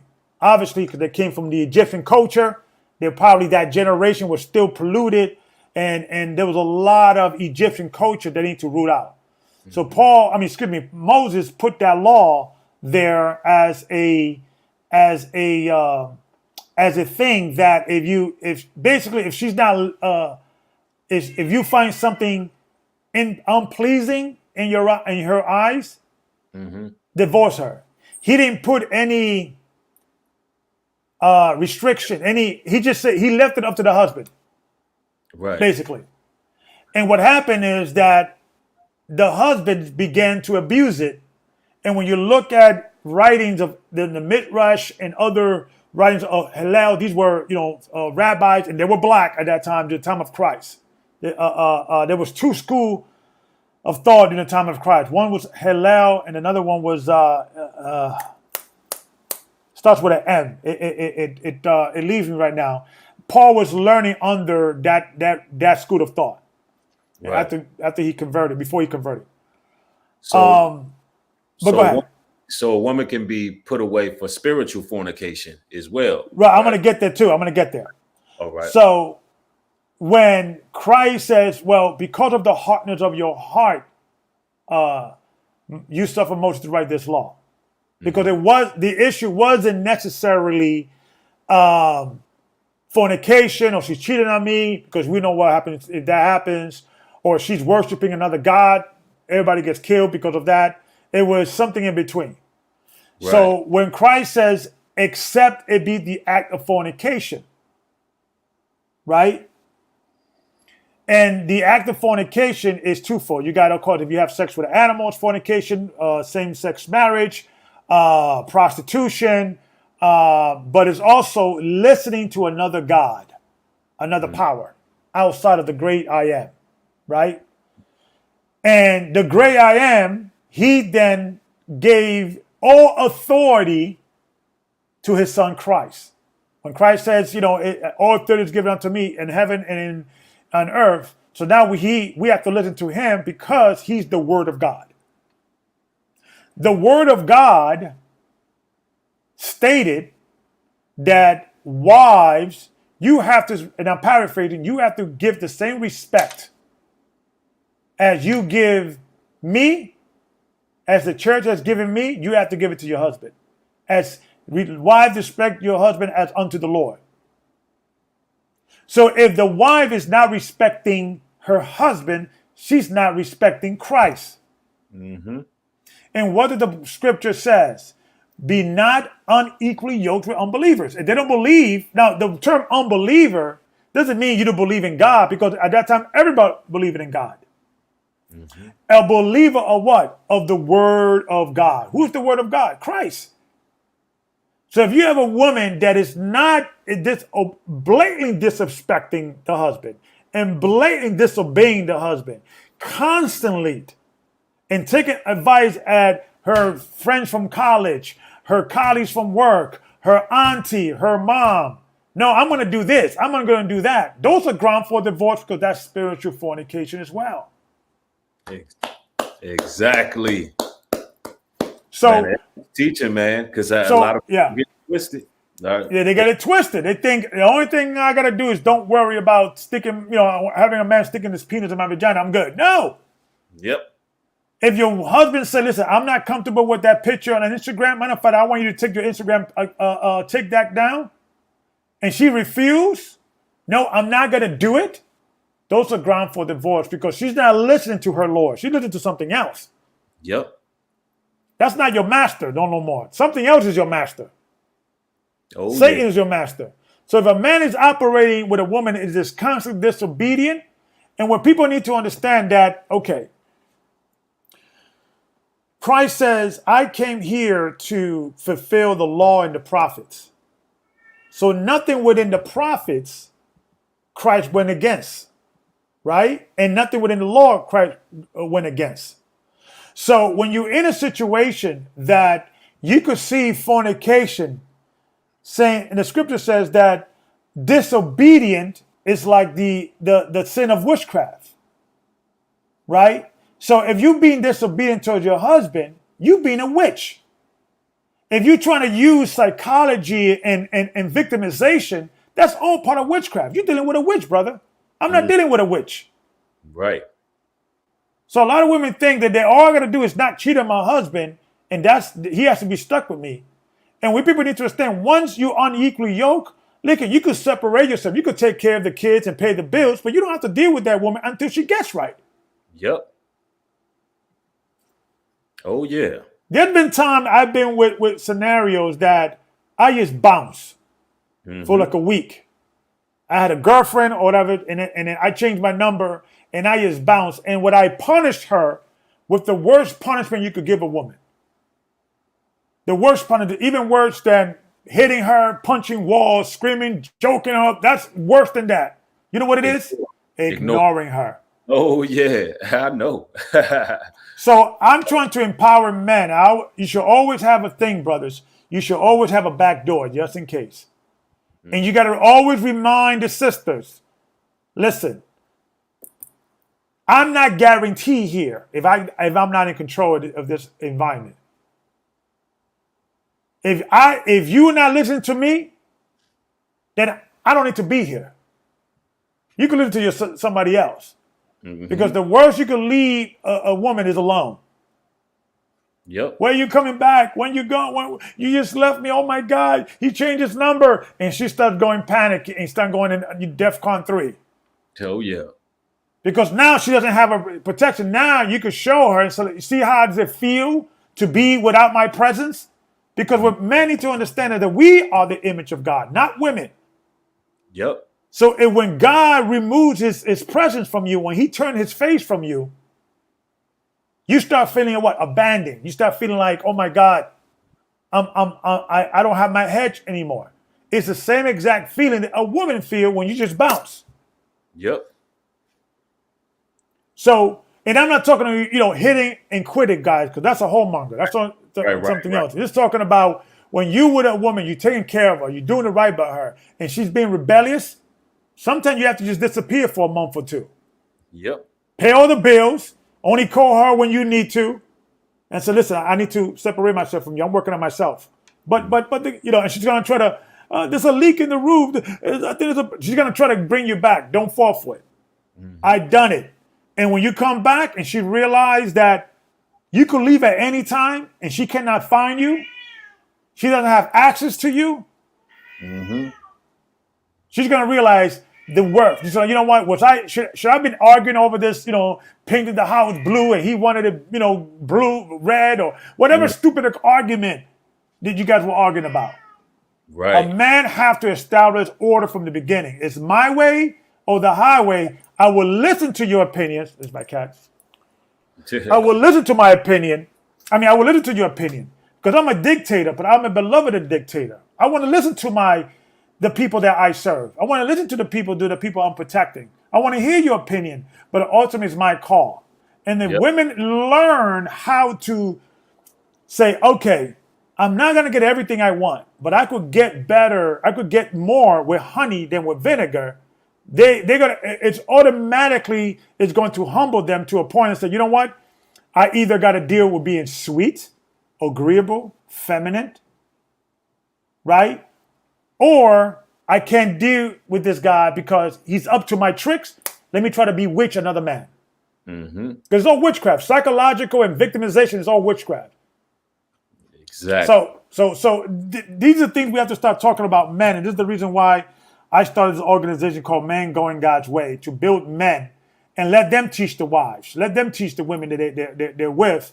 And because another problem that I believe that is happening is that the pastors are becoming the men, the leaders of these married women, not their husbands. We have to stop that. So if we create an organization to teach and build men secretly, and then be away from the cameras, and give them those life Jews that they could take and things of that nature, and they get and teach them discipline, and be in an organization that if they break the rules, right, they're out once. If they break the rules, they ain't no 2, 3, 4 chances, because men work better in a militant type of environment. And women need to understand that that's how men operate, and it's your job, by being obedient, to soften them up a little bit. Once they get to trust you, and once they start seeing your spirit, that your spirit is a spirit of like, you know what, she's not a manipulator type of individual. She's looking to really help me, and she really cares for me, and she may have a different idea that's better than me, and I'm okay going with that, but I'm not going to be in a situation that I'm always on trial by her. Because this is what happened with these women. They always, every little mistake that you ever done, they got to remember 5 years later. Mm-hmm. That's witchcraft, guys. Yep. Do not allow them to fall for that. Fall for that trick. Absolutely. Exactly, man. And that's what the elders teaching you brothers, not to be abused, pretty much. Yeah. Because it's verbal abuse. Yeah. Yeah, it's verbal abuse. It's manipulation. It's witchcraft. It's sorcery. It's all of the above. Yeah. And that's what we got going on, breaking these curses and making sure men are able to stand on it too. I seen a sister in the chat ask a question that was a quite interesting question. So what I'm gonna do is I'm gonna go ahead and share the link. Absolutely. I'm pretty sure a lot of people have a lot of questions for you, Elder, and I'm gonna allow them to get those to you. Okay.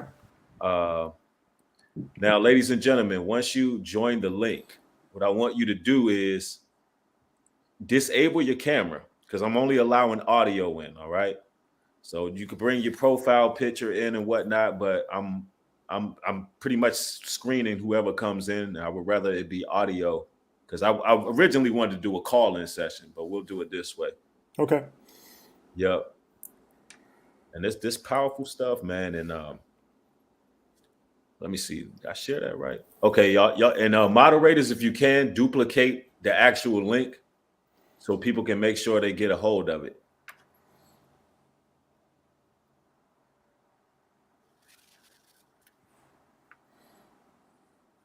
Powerful stuff.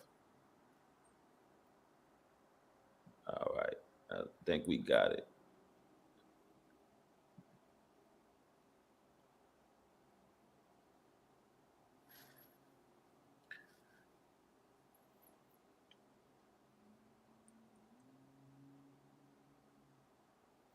And while you're getting those chats, you got them already? Yes. Okay. Yes. Okay. Just let me know when you. Because I also want to add some things as well. Okay, you could continue speaking while I. Yeah. So while you getting the questions, what sisters need to understand is that you yourself been tricked. You yourself been brainwashed to not trust your man, to not love your man, to not even been tricked by even finding a good man. And it's not that I don't sympathize with women. I do. Women have it hard. They were in slavery with us too. They was right next to us, going through these curses mentioned in Deuteronomy 28. Right. Elder, I'll be back while you. After I get back, I'll bring the questions in. I'm gonna let you speak though. Okay. Do your thing. Yes, sir. Let me just text my wife, because she just called me. I'm gonna go upstairs with me. She is to say that. Okay. All right. So what sister needs to understand is it's like this. It's like, I know a major thing is when you don't feel secure, you panic. And security is a major component to your well-being. That's right. Women usually like to get married legally, because that's a form of security in your mind. If he marries me, if it's official, it's real. But we all know that divorce is the highest in the Western world than any other parts of the world. So obviously that piece of paper is not giving you security. So if it's not the piece of paper, then what will give you security? What will make you find a man to say, I will never leave you, I will stay with you? And the major thing is simple. is simply the man needs to feel respected. Love comes second. If a woman will be with me to say, listen, I'm with you because you keep me secure, you keep me respected. I may not love you, but I respect you and give you what you want.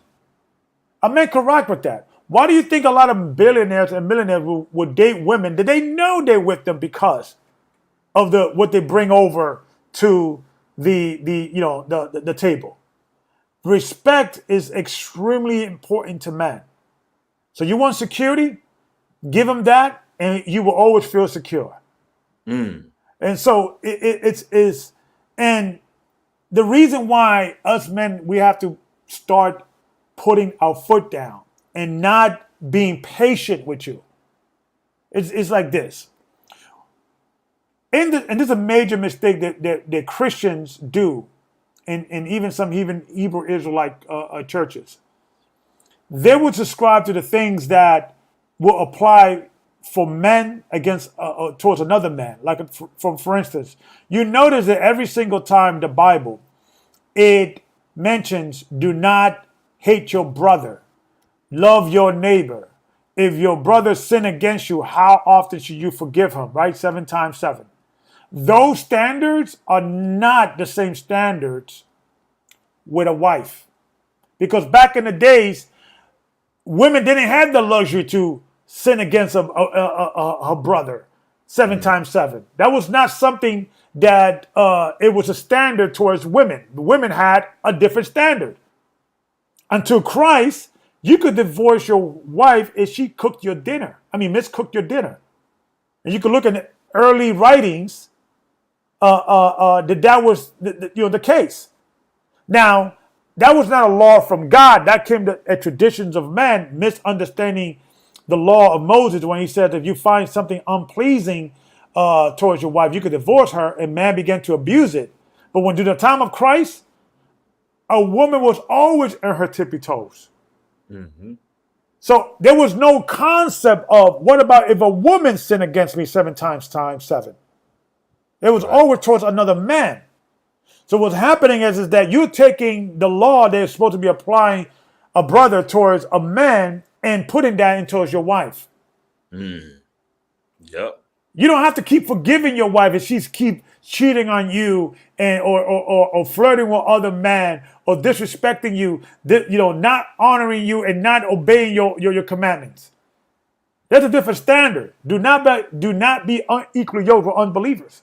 Yep. See, that's why Paul put that, 1 Corinthians, my opinion, should have been 2 Corinthians, and 2 Corinthians should be in first, because 1 Corinthians was addressing a lot of the scriptures or a lot of the epistles that 2 Corinthians was addressing. Because when Paul says, do not be unequally yoked with unbelievers, that meant that if you deal with an unbeliever that did not believe that Christ was the Messiah, not in Judaism, it's a difference. Because everybody believed in God back then. If you was an unbeliever in the word of Christ, you could separate yourself from your spouse, your wife. Right. That's why Paul says, if you dealing with an unbeliever, put her not away if she's pleased to dwell with you. What does that mean? If she is willing to dwell with you under your rules and regulations. She may not believe in that Christ was the Messiah, but she respected that she will follow the rules according to you, her husband, because she pleased to dwell with you. But if she doesn't please to dwell with you under your understanding, you can separate yourself from that situation. Exactly. Dealing with an unbeliever.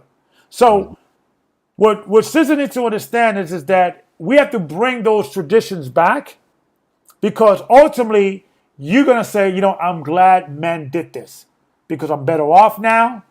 At least I'm not single.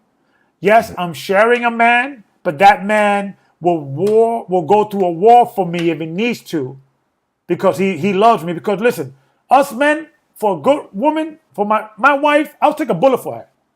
Nobody's touching my wife. You have to go through me. It's for a good woman and my wife. Even if she was not a good woman, if I declare you to be my wife, you will have to kill me to get to my wife. Right. You have to kill me to go to my children. So if I'm willing to die for a woman, all I want is simple respect. Yep. And don't tell me you cannot respect the man because you respect your boss every morning. When you get up in the morning, go to work and get all dolled up and tell, yes, sir, and the report is there. Here's your report. First thing in the morning. You can respect a man for a check every other week. Mm-hmm. And until men do not give their bodies to women, do not give their attention to women until they earn it, you should start bringing all the rules, brothers, on the first date. Yep. Leave it all on the table. This is how I'm operating. And let them say, you know what, you could think about it, give it a week or two, and you'd be surprised how many women will call you back. Yep. Real talk. They respect honesty and transparency. Yeah. Absolutely. Because I told them, I'm sorry to keep rambling, but I want to also add this. I said the same thing to the brother who was courting my daughter. I said, listen, and this is what I was, in the church. I said, listen, brother, I know my daughter is my daughter, and I'm older Gabar and all that, but you got to let her know what you want. Mm-hmm. You got to don't get intimidated just because she's my daughter that you're doing everything, courting her and doing everything that she wants, because then she'll get used to that, and thinking that's the way marriage is going to be. So you also have to start training your daughters, brothers. Don't give your daughters everything you want. Because sometimes what happens is when you have a daughter that has a daddy that always gives them what they want, then you become daddy's little girl, and she thinks that every man's supposed to be like her daddy, never correcting her, never chastising her, giving her what you want. You're creating a monster, brother. Mm-hmm. So there's a lot of things we have to start reprogram men and sisters. Listen, you wanted a good man, you want good men. We're here now. We're now building, brother. Like New Breed, he's building new men. I'm building men with I'm with men going God's way. That I am fit. We're gonna be building men and giving men these life lessons that they could take on. And then when they find a good woman who's worthy, she could say, you know what? A good woman will get rewarded being with a good man. Because sometimes there's a lot of good women that they get rewarded with a bad man. The thugs, the Pookie, the Ray Rays, the no good guys. Mm-hmm. You understand? Yeah. So there's some good women out there, but you have to start being attracted to the right kind of man, not the wrong kind of man. Absolutely, 100%. And I'm going to be letting people in, Elder, because they got absolutely. Questions. And listen, ladies and gentlemen, when you join, feel free to ask what it is you want to ask about, because I see somebody in the chat said they wanted to know more about his departure from GOCC. Well, if you want to know more, then the elder's right here before you. You can ask them. So click the link and ask whatever it is you want to ask. Everybody keep it respectful, because I will cut you off in a heartbeat if you're not respectful. You already know how we get down.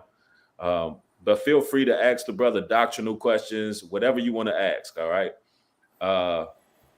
I'm letting in Heaven Hill first. Hello. Shalom. Can you hear me? Yes, Shalom. Loud and clear, sister. How we doing? Shalom. So I just wanted to know, I've been in the truth for like 6 years. And I just wanted to, I don't want to be an independent woman. I want to be that Proverbs 31 woman. And I just want to know, I want to be submissive, but I want to find the right man in the truth. So I was just wondering, how do I go about, because I'm not part of an organization or anything. So how do I go about finding a man in the truth? Well, good question. One of the biggest problems that goes on that there's a lot of single Hebrew Israelites, men and women, they are not part of a church by circumstances. Maybe it could be a thing they learned it online. They haven't found the right group yet and things of that nature. And my advice to you, sister, is there a man in your life that cares for you, that has an understanding of the Word of God, that does not want to sleep with you?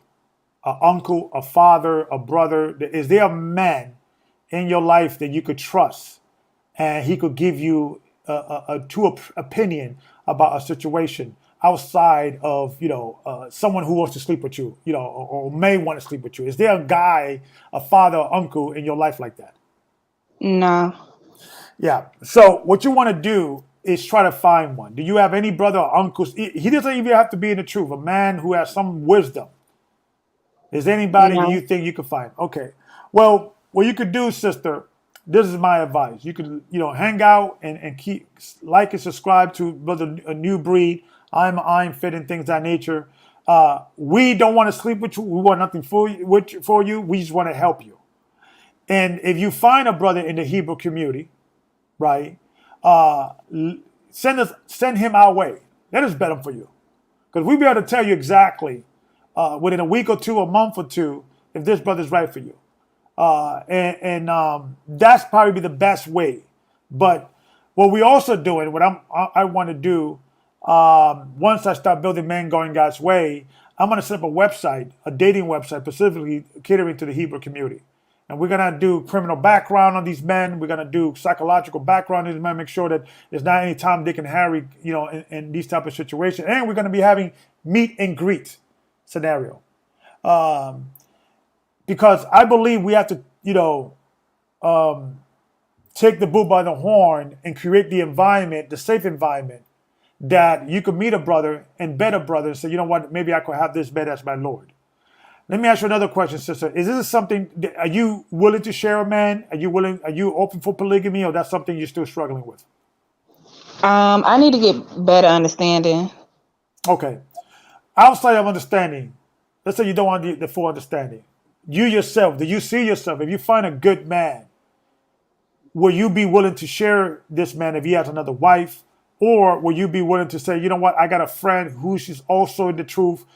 I get along with her. Maybe we could find a man together that we both like, and we could maybe come in as two wives. Outside of the understanding, do you think you have the mental latitude to do that? Or that's something that you need to, work on? If he can protect me, yeah. Okay. So my advice is keep watching this show. I'm gonna be networking with Brother New Breed, and then we're gonna be working together, because there are good brothers out there, and I think for me, I want to deal with brothers that not necessarily are with churches. I'm not against that, but brothers that understand that they need to take care of these women and lead these women, and from day one understand that they are in charge. You need to honor that, and then you could create an environment for yourself to say, you know what, this guy's gonna look out for me. I may not always agree what he says and how he wants to run the family, but I understand why, and let me just run with this, because this is the best thing coming. This is the best thing going right now. Are you ever been part of a church, and or you was always like in a solo scenario?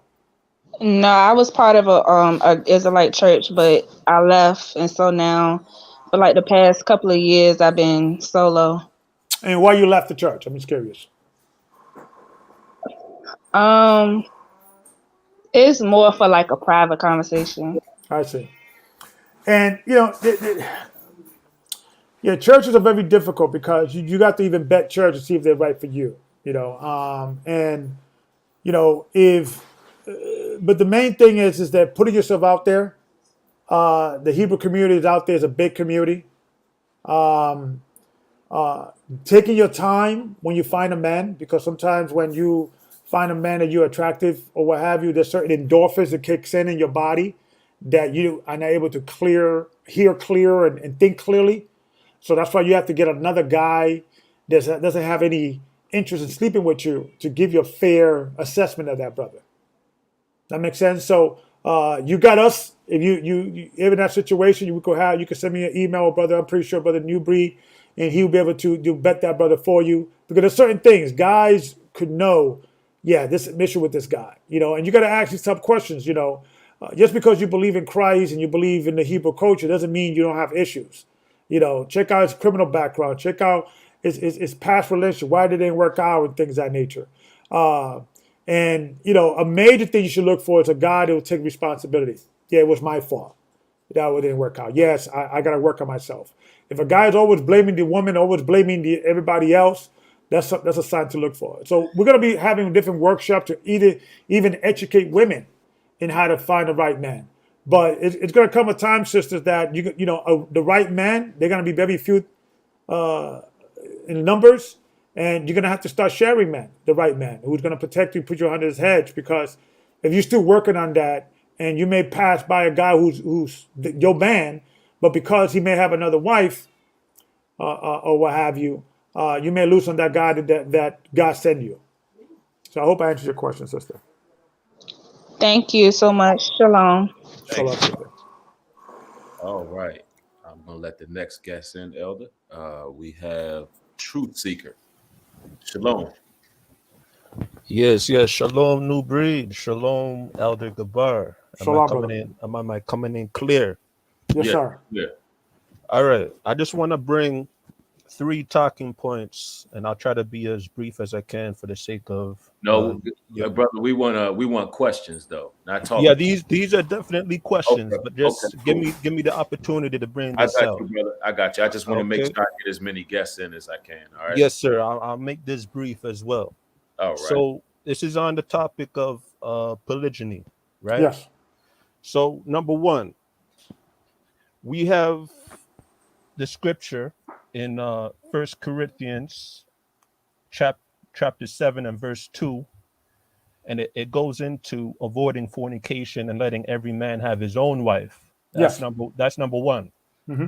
Number 2, we have Deuteronomy chapter 17 verse 17, and this speaks on a king and his parameters of not multiplying wives. But then we do see King David and other kings multiplying wives. So what's going on there? Okay. And okay, good. Give me the last scripture, then I could unpack all 3. Deuteronomy chapter 17 was the verses on kings. Yes. Right? And the last point I want to bring out, Christ spoke in Matthew chapter 19. This is on the topic on putting away wives and things of that nature. Yes. And it reads there, he saith unto them, Moses, because of the hardness of your hearts, suffered you to put away your wives.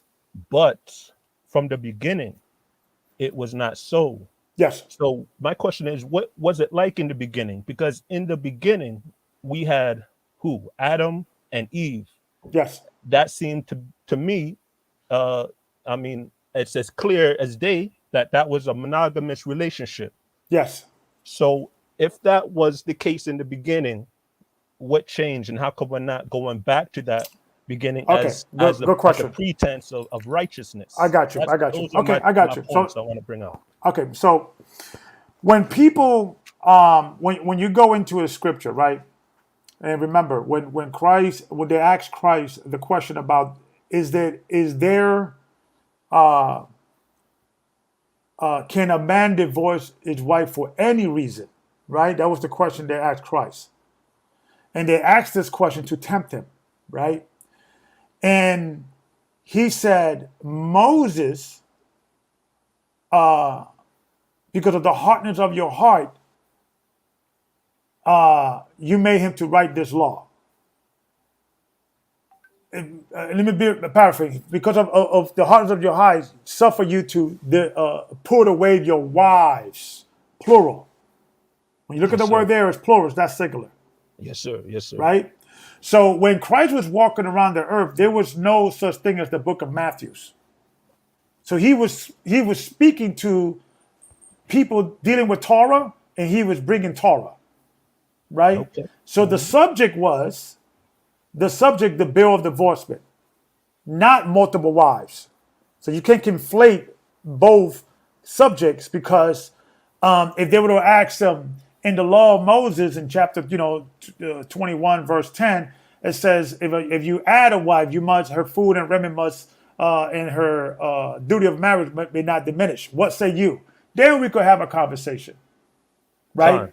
So when he said in the beginning it was not so, what did he quote it? For this reason, a man will leave father and mother and cleave to his wife, and they will become one flesh.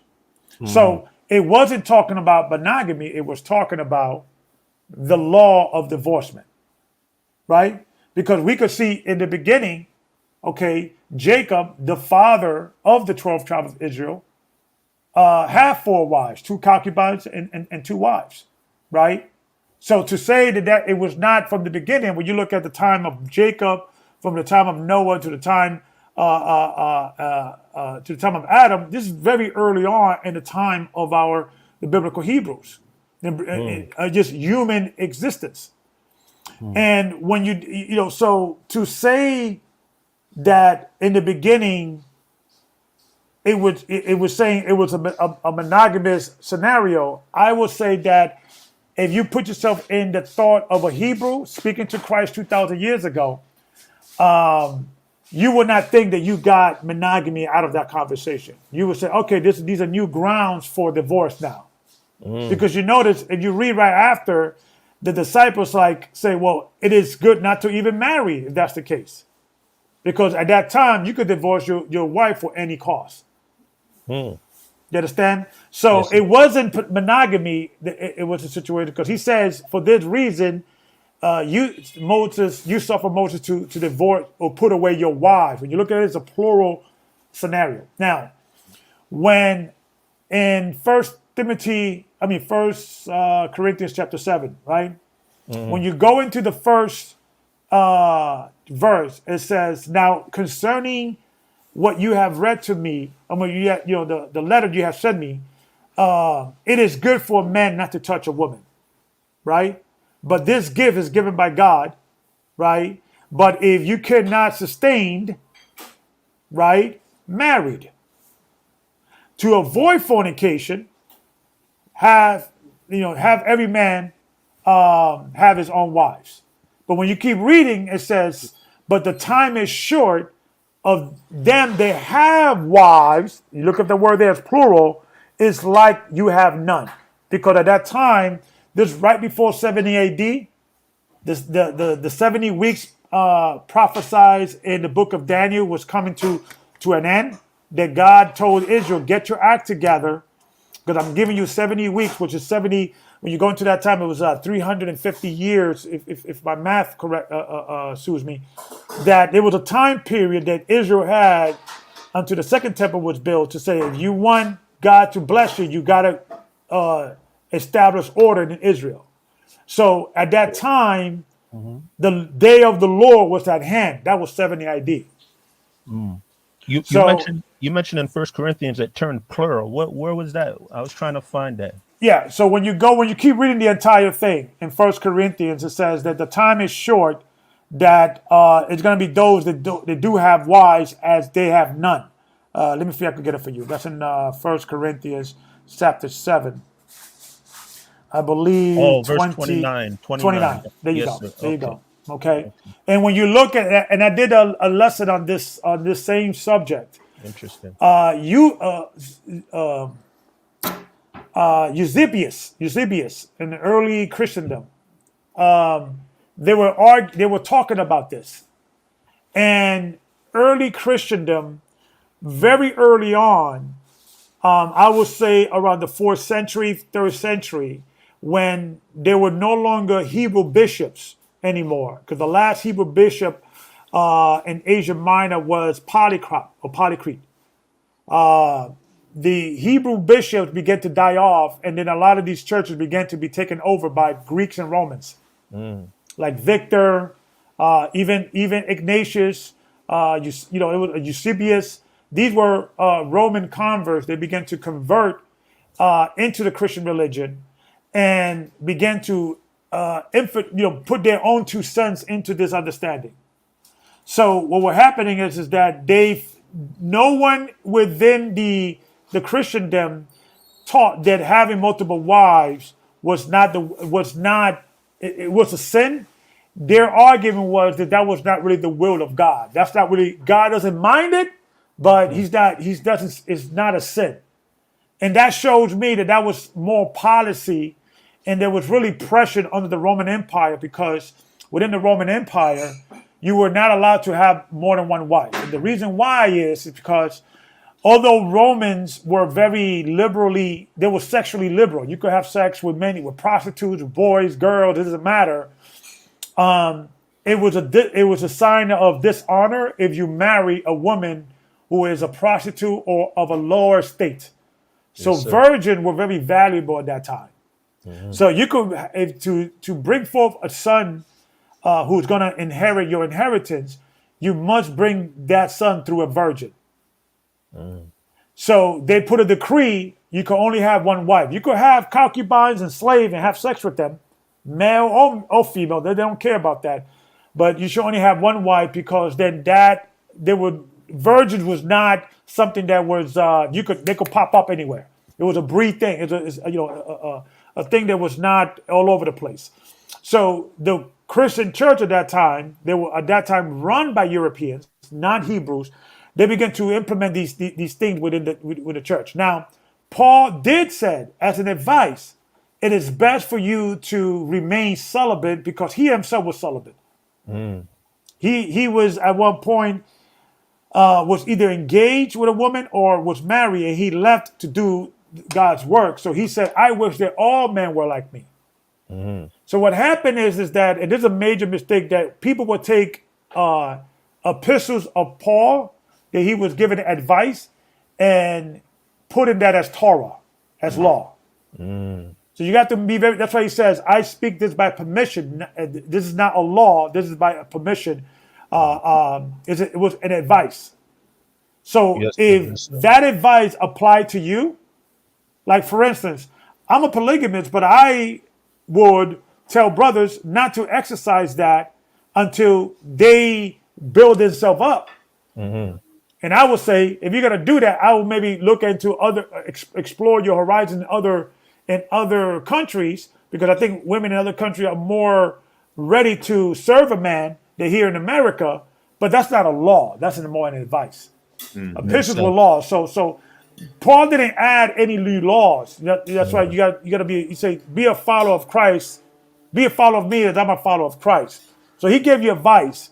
And yes, Paul was saying that you should not deal with wives, because he said that if you deal with a wife, you got to care for the things of the world and how you may please her. He was not creating a law. He was creating he was bringing awareness to a circumstantial scenario, because there was a lot of even Christian women that came from a pagan world coming into the Christendom understanding, and they had also issues, like the same way women today have issues in America. Although they grew up with a Christian religion, they have issues with obeying and honoring their husband. He said, listen, it's probably best just to have one, or even none at all. Now, if I create a doctrine out of that, hey, brother, you're going to be all celibate. We're going to create a church of celibate, because Paul says, be a follower of me, and I wish that all men were like me. Then that's going against the Torah. Thank you for that, Elder. Yeah, okay. One more thing, the Deuteronomy 17. Can we get to that, please? Great. So when you go into Deuteronomy 17, when you go read before that, right? Because sometimes, the chapters and verse were added to make it easier to find chapters. But you got to read their thought. When you start a little bit before then, I think in verse 9 it says, if you desire to have a king, he must be a Hebrew, not a stranger. He must not multiply horses, multiply gold, multiply silver, multiply wives. What that means is you ain't supposed to rich him up with a lot of women, a lot of gold, a lot of silver. And another requirement was he must always have the Torah by his side. He must always have a Levi next to him, teaching him the Torah. Okay. Right? So the word multiply says in the early writings of what that meant, when you go into the Midrash and other writings of that time, it was a custom that a king should not surpass more than 18 wives. That would they would consider multiplying. 18. So it was keep it under 18. And I think David, he had about 16. I think he kept within that frame. So what people need to understand, and this I recommend all Hebrew Israelite, get yourself a Septuagint, a Targum, and a Masoretic. Because we read the Masoretic text. Now the Masoretic text is one form of our Hebrew writings, but you had Hebrews that were separated in different parts of the world, and they took the Torah with them, and they got translated. So we read the Masoretic text out of the King James, but you also got to read the Septuagint and also the Targum, because it gives you more understanding of what it means. And the Targum is a good one because the Targum, it gives you the Hebrew scriptures, and Jonathan, he was taught by rabbis and things of that nature, and under that it gives you the explanation, the Aramaic explanation. So because what happened is when Moses died, and then the oral understanding left, because you had the Torah, but then you also had how you keep that Torah. That's why you go to Jews in Africa, they keep Sabbath a little different. You got the Phalastic Jews, they keep the Sabbath a little different. You have the Yemenite Jews, they keep the Sabbath a little different because you have those oral tradition. So our Talmud or our oral tradition is Christ. He's the word. He's the final word. So if he didn't say it, he didn't correct it, because what happened is when Christ came into existence and came into the world, he came to correct all the different arguments within the day. So for instance, you notice he didn't bring in what is sodomite. What is a sodomite? Right. Because there was no argument about that. What should you do if a man kills a man? What was the punishment? Death. There was no argument. You should not kill. That should not kill. That should not cover. So he only addressed the arguments that was happening during the day, like marriage, divorce, dealing with judgment, and because it talks about if your friend, if your brother offends you, right? Take low. Do not go to the elders, and don't just resolve it within yourself, because back then there was arguments about if somebody damage your property, and what should you do, and different Jews at different parts of the world had different understanding. So Christ first deal with, you got to first understand the Torah. Then once you understand the Torah, then you got to go into what Christ said, and then he's defined the word. And then if it's something that Paul said that you sound that it's contradicting Christ, that means you're reading Paul wrong. Right. You got to reread his writings.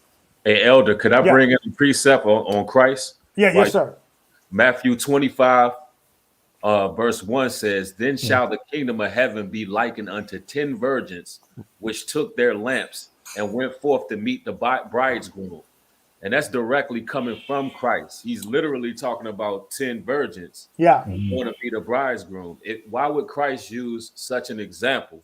Right. Virgins meeting the bridegroom if he was anti-polygyny.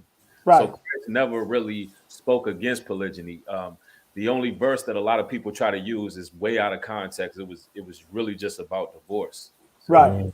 And I just wanted to add that in. Yeah. If Christ didn't say, "This is what I say on the subject," that means the law was solid. There was no beef with it. It was solid.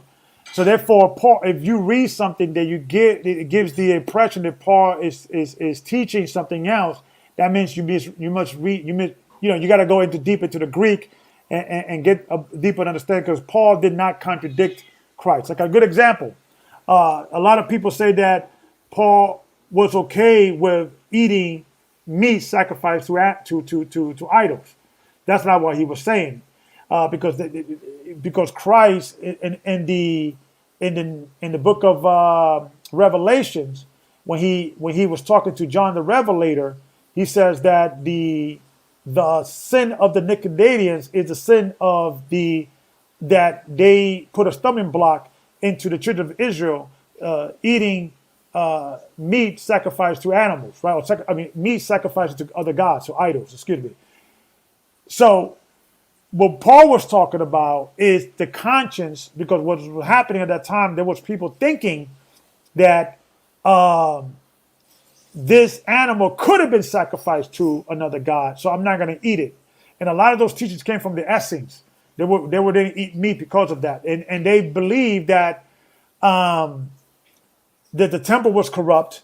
So even sacrificing animals to the temple is defiled. So they didn't eat meat altogether. So a lot of times Paul was addressing issues during the day that doesn't even apply to us. But we could learn from those lessons, and we could extrapolate from those lessons in regards of like for instance, a lot of brothers may go to a restaurant and may see a Buddha statue in the restaurant. Say, I'm not going to eat it and things of that nature. But Paul was saying that animal or sacrifice to other idols are nothing because there is no God but one.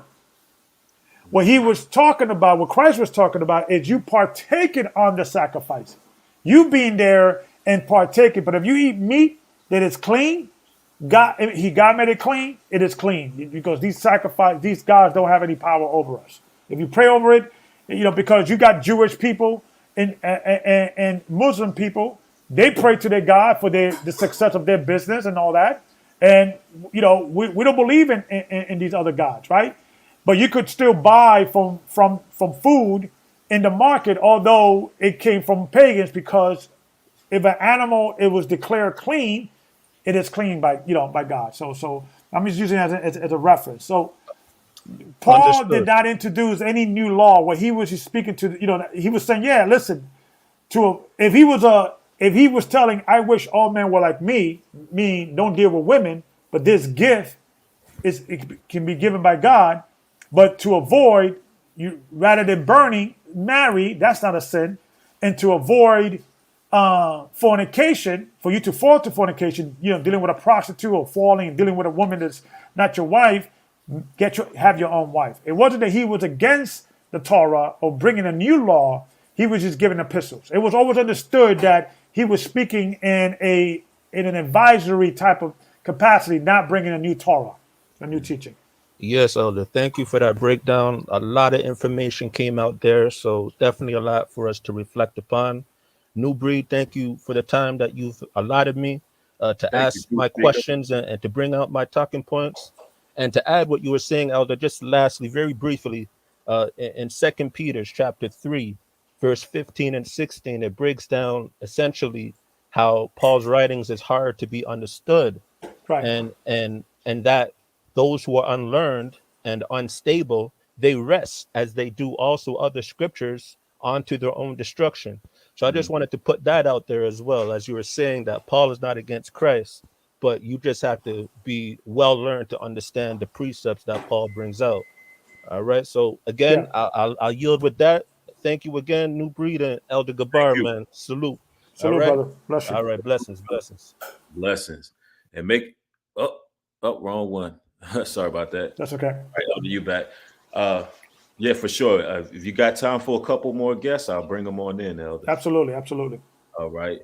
And ladies and gentlemen, if y'all have questions, here's the time. I see a lot of naysayers in the chat. I see a lot of individuals who, they on attack mode, but challenge somebody intellectually. And let me also say this, brothers. This is a message to the brothers. Mm-hmm. We may have disagreements on certain doctrinal understanding. Mm-hmm. We should not go against each other. If you're a monogamous and that's your thing, and you believe that's okay, fine. But that's not an important situation. If it's not for you, polygamy, pro-wife, that's fine. But to us to start attacking each other, I don't think it's healthy at this point. I want to build with brothers, and we may not always agree on doctrine, but that should not be a thing that we should be enemies. And so I hope Exactly. 100%. I agree with that 100%. All the moderators, if you see anybody being disrespectful, please remove them. If you're not willing to come and ask your questions and articulate yourself properly, then you don't have no place over here. But other than that, I'm gonna let a couple more guests in. We have Greg West. What's going on with you, brother? Shalom. All right. All right, ladies and gentlemen, the link is in there. I see some people just randomly drop out, so I'm going to share it again.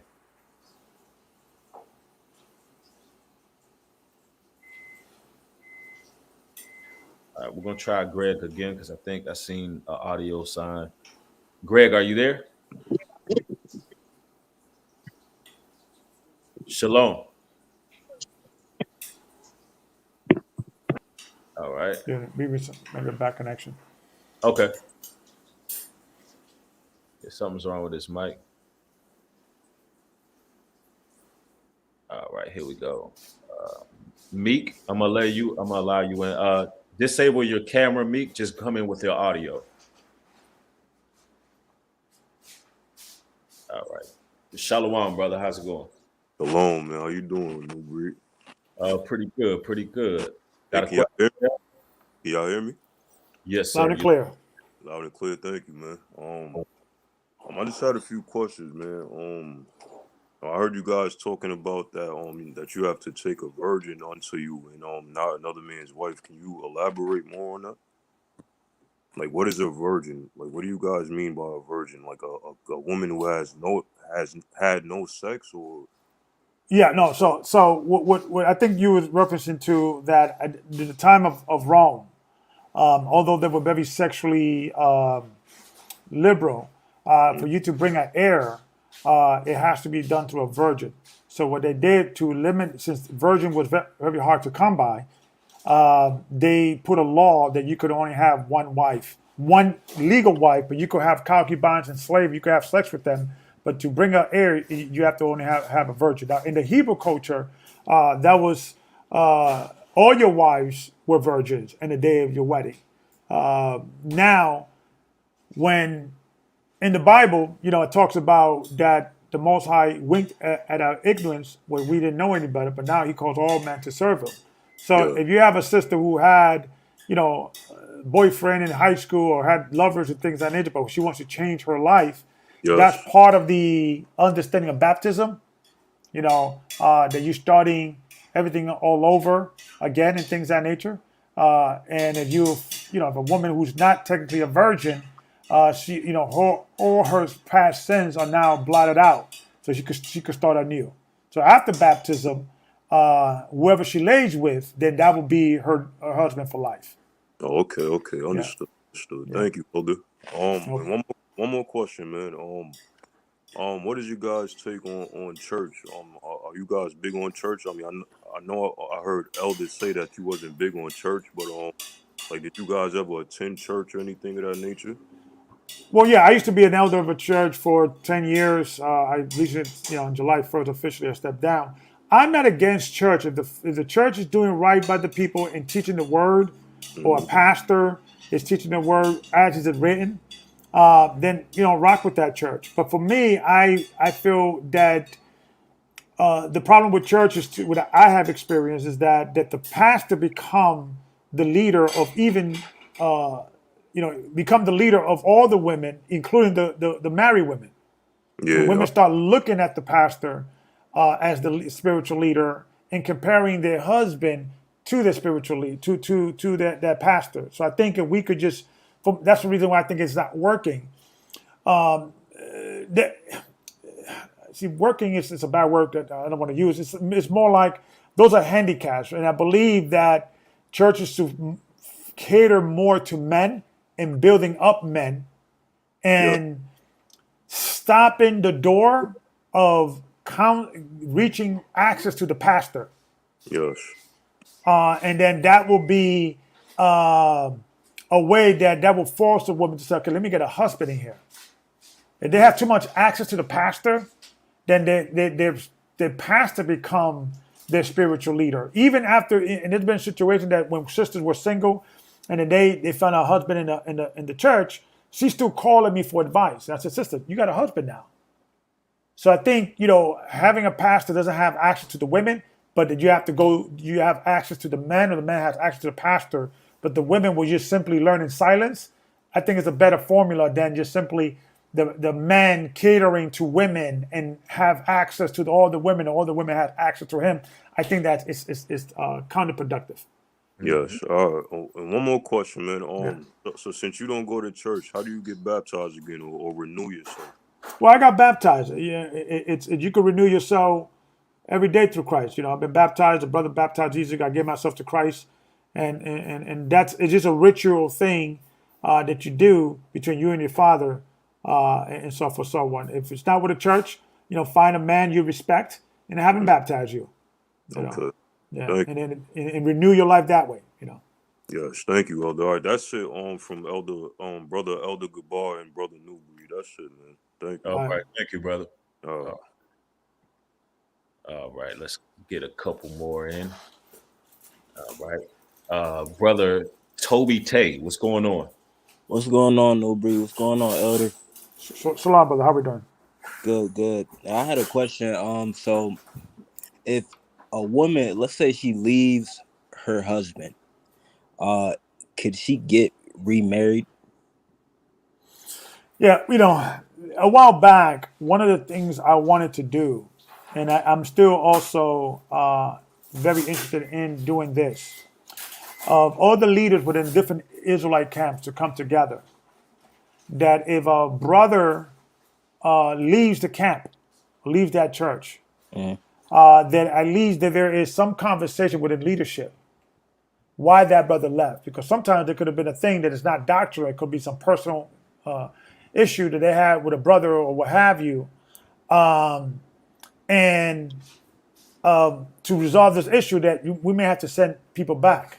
There's been time that women had reached out to me from other churches, and I asked them, "You married?" "Yeah, but he's not treating me right." Yada yada yada. And I start picking their brains, and I'm like, mhm, "Listen, you can't join this church. You got to go back to your husband." Because mhm, sometimes what happened, women will leave, called church hopping, going into mhm. in a relationship with different men, and it doesn't work out, and they don't realize they're the problem. Yeah. So I'm open to the possibility, and I always attempt to reach out to the leaders of those communities if a sister comes from those situations, if she was especially married.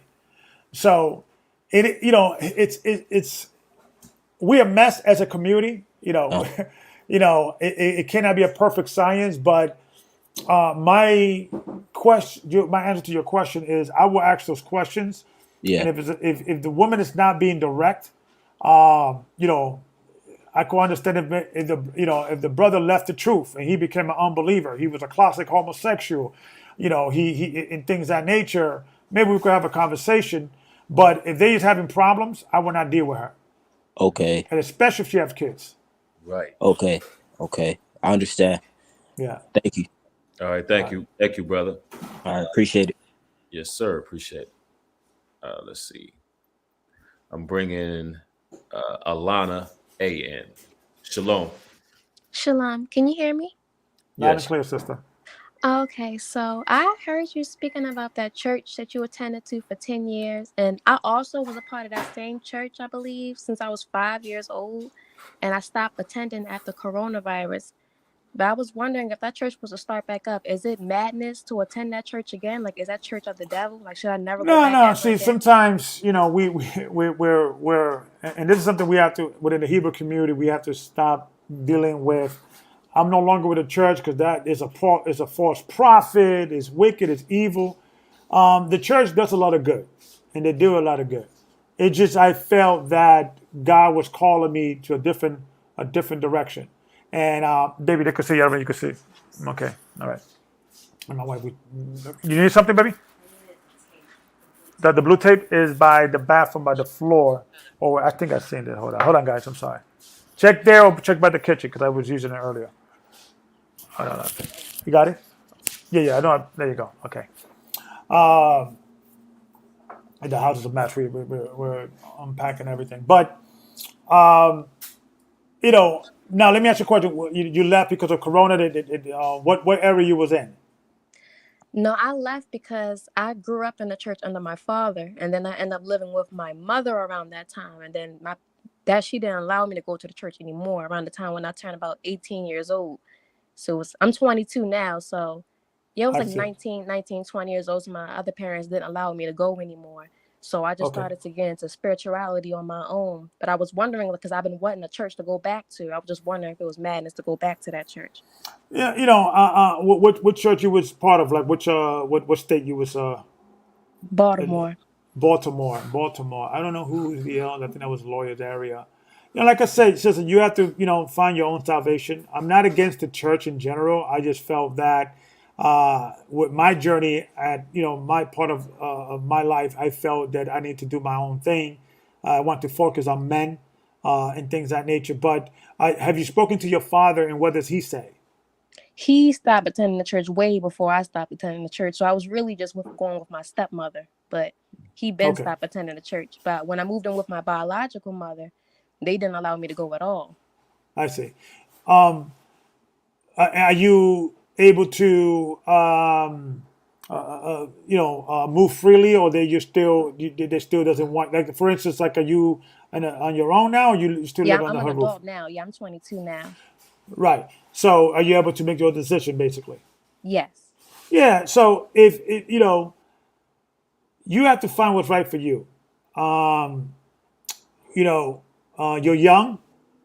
My advice is that is your father still in your life? Is he still, although he's not part of the church, is he still part of, believing in Christ and believing in the scripture, or not so much? No, not so much. Okay. None of my family really believes in Christ except me. Okay. And what made your father, leave the church or leave the belief in God? You said what made him leave? Yeah. Or does he still believe in God? I'm not sure. He doesn't really get into spirituality or religion at all. Okay. You should call him and have a conversation with him. You should have a conversation with him. He left because of the tithe system. He didn't believe in giving all his money towards the church, and now he just completely in the world. Like, he's not into the Bible at all. But he still loves you, nervous correct? to talk to him up. Huh? He still loves you, correct? Correct. Okay. And he still wants the best for you. Would that be a fair assessment? Yes. Okay. Well, my advice to you is, it's ultimately your choice. But you're young, you're a young lady. Get under a man that doesn't want to sleep with you, doesn't want anything sexually, interest in regards of that, but loves you and wants the best for you. Okay. And sometimes our shows, like Brother Newbury, you could call him, you could give you good advice and things of that nature. But get under a man that don't want to sleep with you, but want the best for you. And sometimes you have to maybe do some searching and so forth, so on.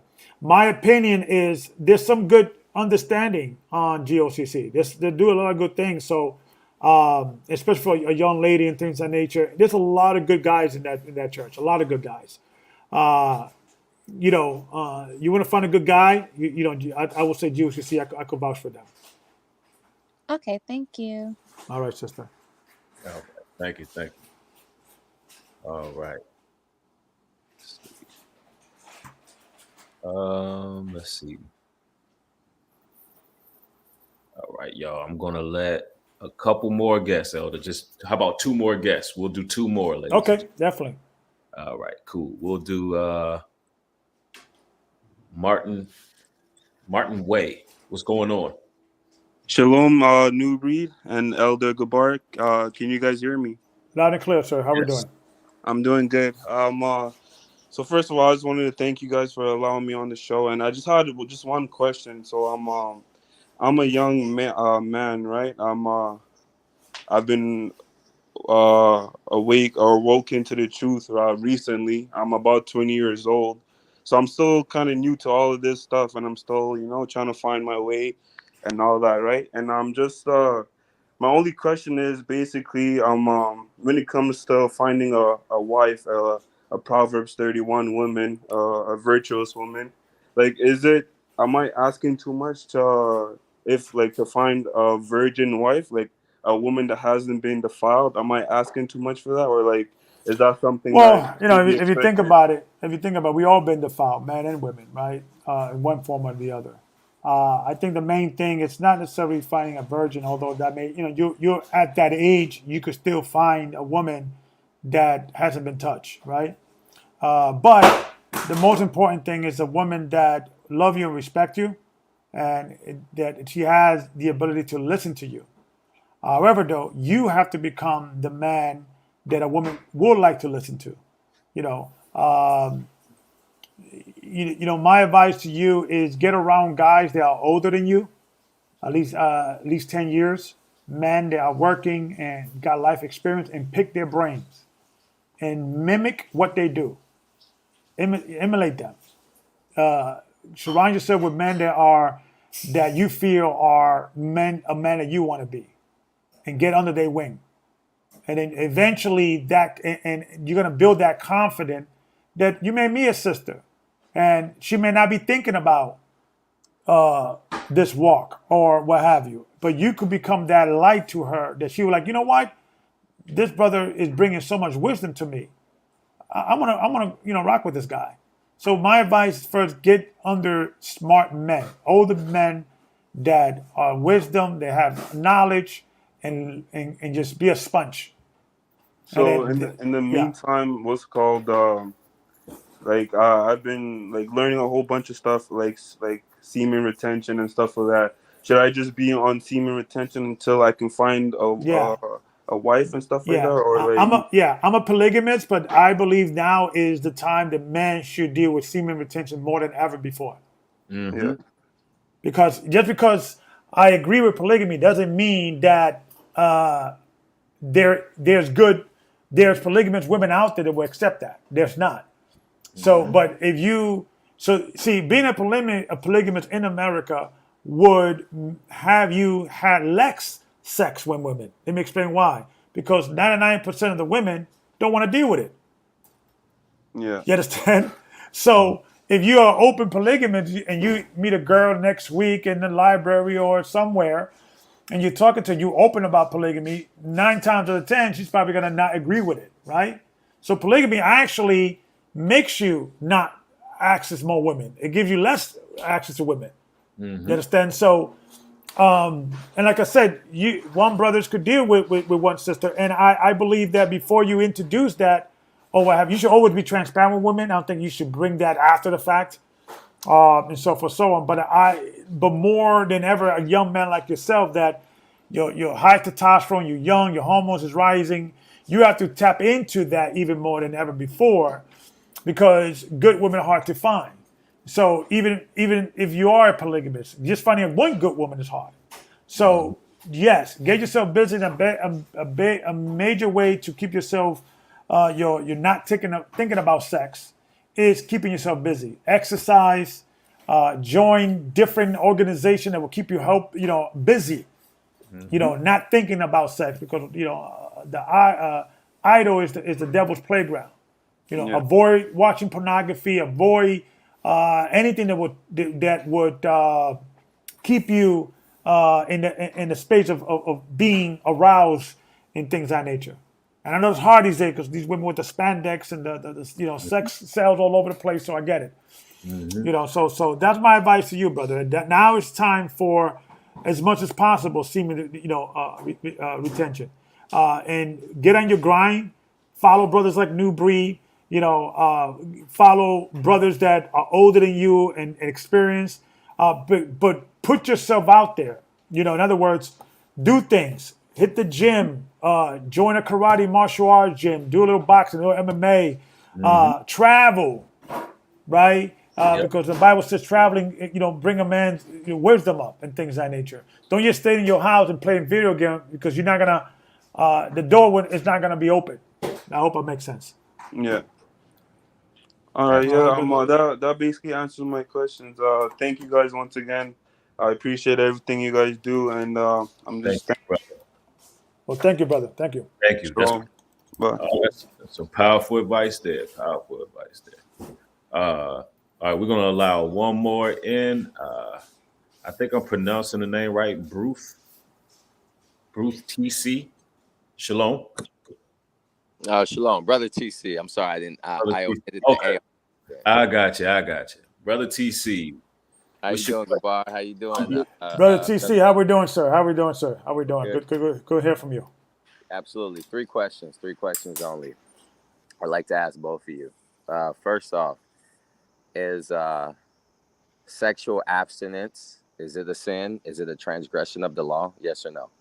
No. Is monogamy a transgression of the law? Yes or no? No. Is polygyny a transgression of the law? Yes or no? No. Thank you. So, whatever category anyone falls in, whoever's listening, women or men, just none of them are a transgression of the law.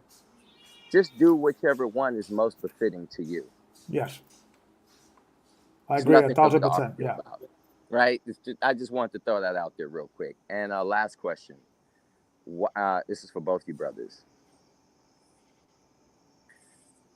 Why did Paul specify that it was a suggestion for clergymen, men that were elders, bishops, or deacons, to only retain one wife and not have multiple wives? Is it possible that maybe because it was very common within the Israelite community that they had many wives, and that's why he suggested that leaders not do it? I'll let y'all expound on that. Love the show tonight. Well, thank you, brother. Well, yeah. If you look, there's other translation of that scripture. Some people say that Paul was saying that a man must have a wife. The word there is one is the word mia, which could mean first, could mean one, singular, or it could mean a one, like a car, a house, a wife. So there is an argument that it says that a bishop must be married. There's another translation. I take it either way, and both of them are correct. One thing that I remember being with the church is that I used to see a brother who was early 20, late 20s, early 30s, mid 30s. And if he didn't have a wife, for me, that was a red flag. Because I think when you read that, it also says that a man must rule his house and his children, well, because if he doesn't know how to rule his house, how he can rule the house of God. So some people will argue that only married men could be married. I mean, could be bishop. I would say not necessarily that's the case. However, though, these were epistles and advice that Paul was giving to the church, and it proves those things. It proves two things. It proves that polygamy was a common thing in ancient Judea, because that would not be even make logic if monogamy was something that was accepted. Or was doctrine in the church, right? But yet it is suggested that Paul says it should be the husband of one wife, because when you are a bishop and an elder, you're busy. You're dealing with a lot of people's issues and things like that. I told my wife when I first got into this, I said, "Listen, I'm going to have another wife, and the other wife is the church. You got to just share my time with her," and she understood that. So yeah, it is a situation. Usually when men are, bishops and things of that nature, I say that we should take a page from the Sanhedrin. For you to be part of the Sanhedrin, you have to be 50 years old, because you have lived long enough to have not only know the Torah, but also learn the life experience. But usually those bishops usually have deacons under them. These were like Titus was the bishop or the deacon learning under Paul and things of that nature. So you always have your deacons, but usually those men are the ones that are very devout and very dedicated to the church, that they don't have time for another wife. And especially at that time, because at that time you have to be able to take care of a wife, and you have to have her have the same lifestyle that she had in her father's house that she had in your house. So if you could only afford one wife, that means you have to divide the food and the rations now into two. You have to now increase your wealth. So that means that will take time from the walk. And this is before what? 70 AD. So they have to spread the gospel through every part of Judea and all the parts where all the 12 tribes was at. And so listen, the 70 AD is coming. The day of the Lord is coming. 70 AD. We repent because the kingdom of heaven is at hand. So you didn't have time to walk to deal with the things of the world, right? At that time, they were actually the early church was socialist. They used to give everything to the apostles' feet, and the apostles were doing what? Spreading it across the church who needed, depending on the size of the family, right? You read that in the books of Acts, because there was no time to walk. So people used to just give their riches and they spread it out throughout the church. That's what's applicable then. I'm not saying it's applicable now, but you have to look at what was happening that time, and they were dealing with real problems in real time. So you could take from that, and it's going to come a time from in that time. But now, when you go into the book of Isaiah in chapter 4, what's going to happen is that because of women has surpassed men, and that's also scripture that said the women will surpass the men, that now women are more educated in the things of the world, that now women have to start teaming up and say, hey, listen, let's go get a spiritual man that does not have time to go work, and we'll take care of the bills, and he's going to guide us and protect us because the times is short. So what was applied in first century Judea is different now, because back then a man has to work to take care of a woman, now because all the men would have the skills. Now all the women have the skills of the world. That now they could go and get jobs and things of that nature, bring that money home, and then that man will be the protector, the guider. Not to say he could not have a job, but he doesn't have to go get a second job and a third job, because even taking care of one wife is a lot, is a lot, because now you got to pay the mortgage. You got to pay, if the kids are going to school, you got to pay their tuition. It's more than just simply taking care of a woman and her needs. It's taking care, your kids and everything else. That's why polygamy makes more sense now, because times are changing. Women now are becoming even more advanced in regard to the things of the world, with, being lawyers and doctors and careers, that they're surpassing men, especially the Israelite men, when you look at the statistics. So it all matters what is applied now. And that was the position of the Levitical priesthood, right? Right. The Levitical priesthood didn't work. Their job was the priesthood. That's why they received the tithes and offerings, and that is what they supported them, and things of that nature.